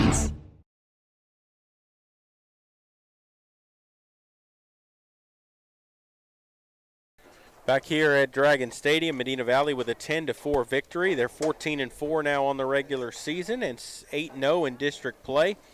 And Southwest falls to 3-5 in district, falling kind of at the cusp of out of a playoff picture. Yeah, they've got some work to do. They want to get back in the playoff picture. Yeah, but the Panthers come away with a big victory here. They jumped out on top of them early at a 7-0 lead and really never looked back. This was never a close ball game. No, and I like the way they played today. They're playing better. I know we've won some games by quite a bit, but they haven't played that well. So they're finally starting to come together. The pitching was really good. J.J. Marty had a good outing. The hitting has gotten better. We're hitting the ball solid, squaring up, hitting deep, and the defense has gotten better. Yeah, we had a couple of errors, but you're going to have those. But overall, I think the Panthers played a lot better than they have recently.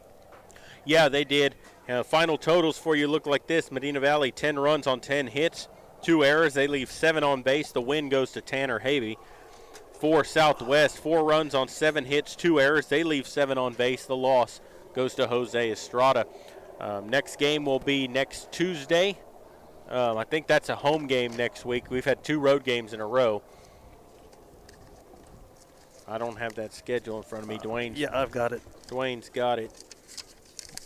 So it looks like they're going to be playing McCullum at home, and they're followed by Harlandale at home. So that's Tuesday, McCullum at home, and Friday, Harlandale home. So 2 home games. We'll have those live here on the Medina Valley Broadcast Network. You can tune in and listen to those. Final score here tonight, Medina Valley 10, Southwest 4. I'd like to take this chance to thank all the sponsors to make it possible to bring you these games on the Medina Valley Broadcast Network, because without y'all, that would not be possible. So for the Broadcast Network and Dwayne Garza, I'm Jared Lucky saying good night. God bless. And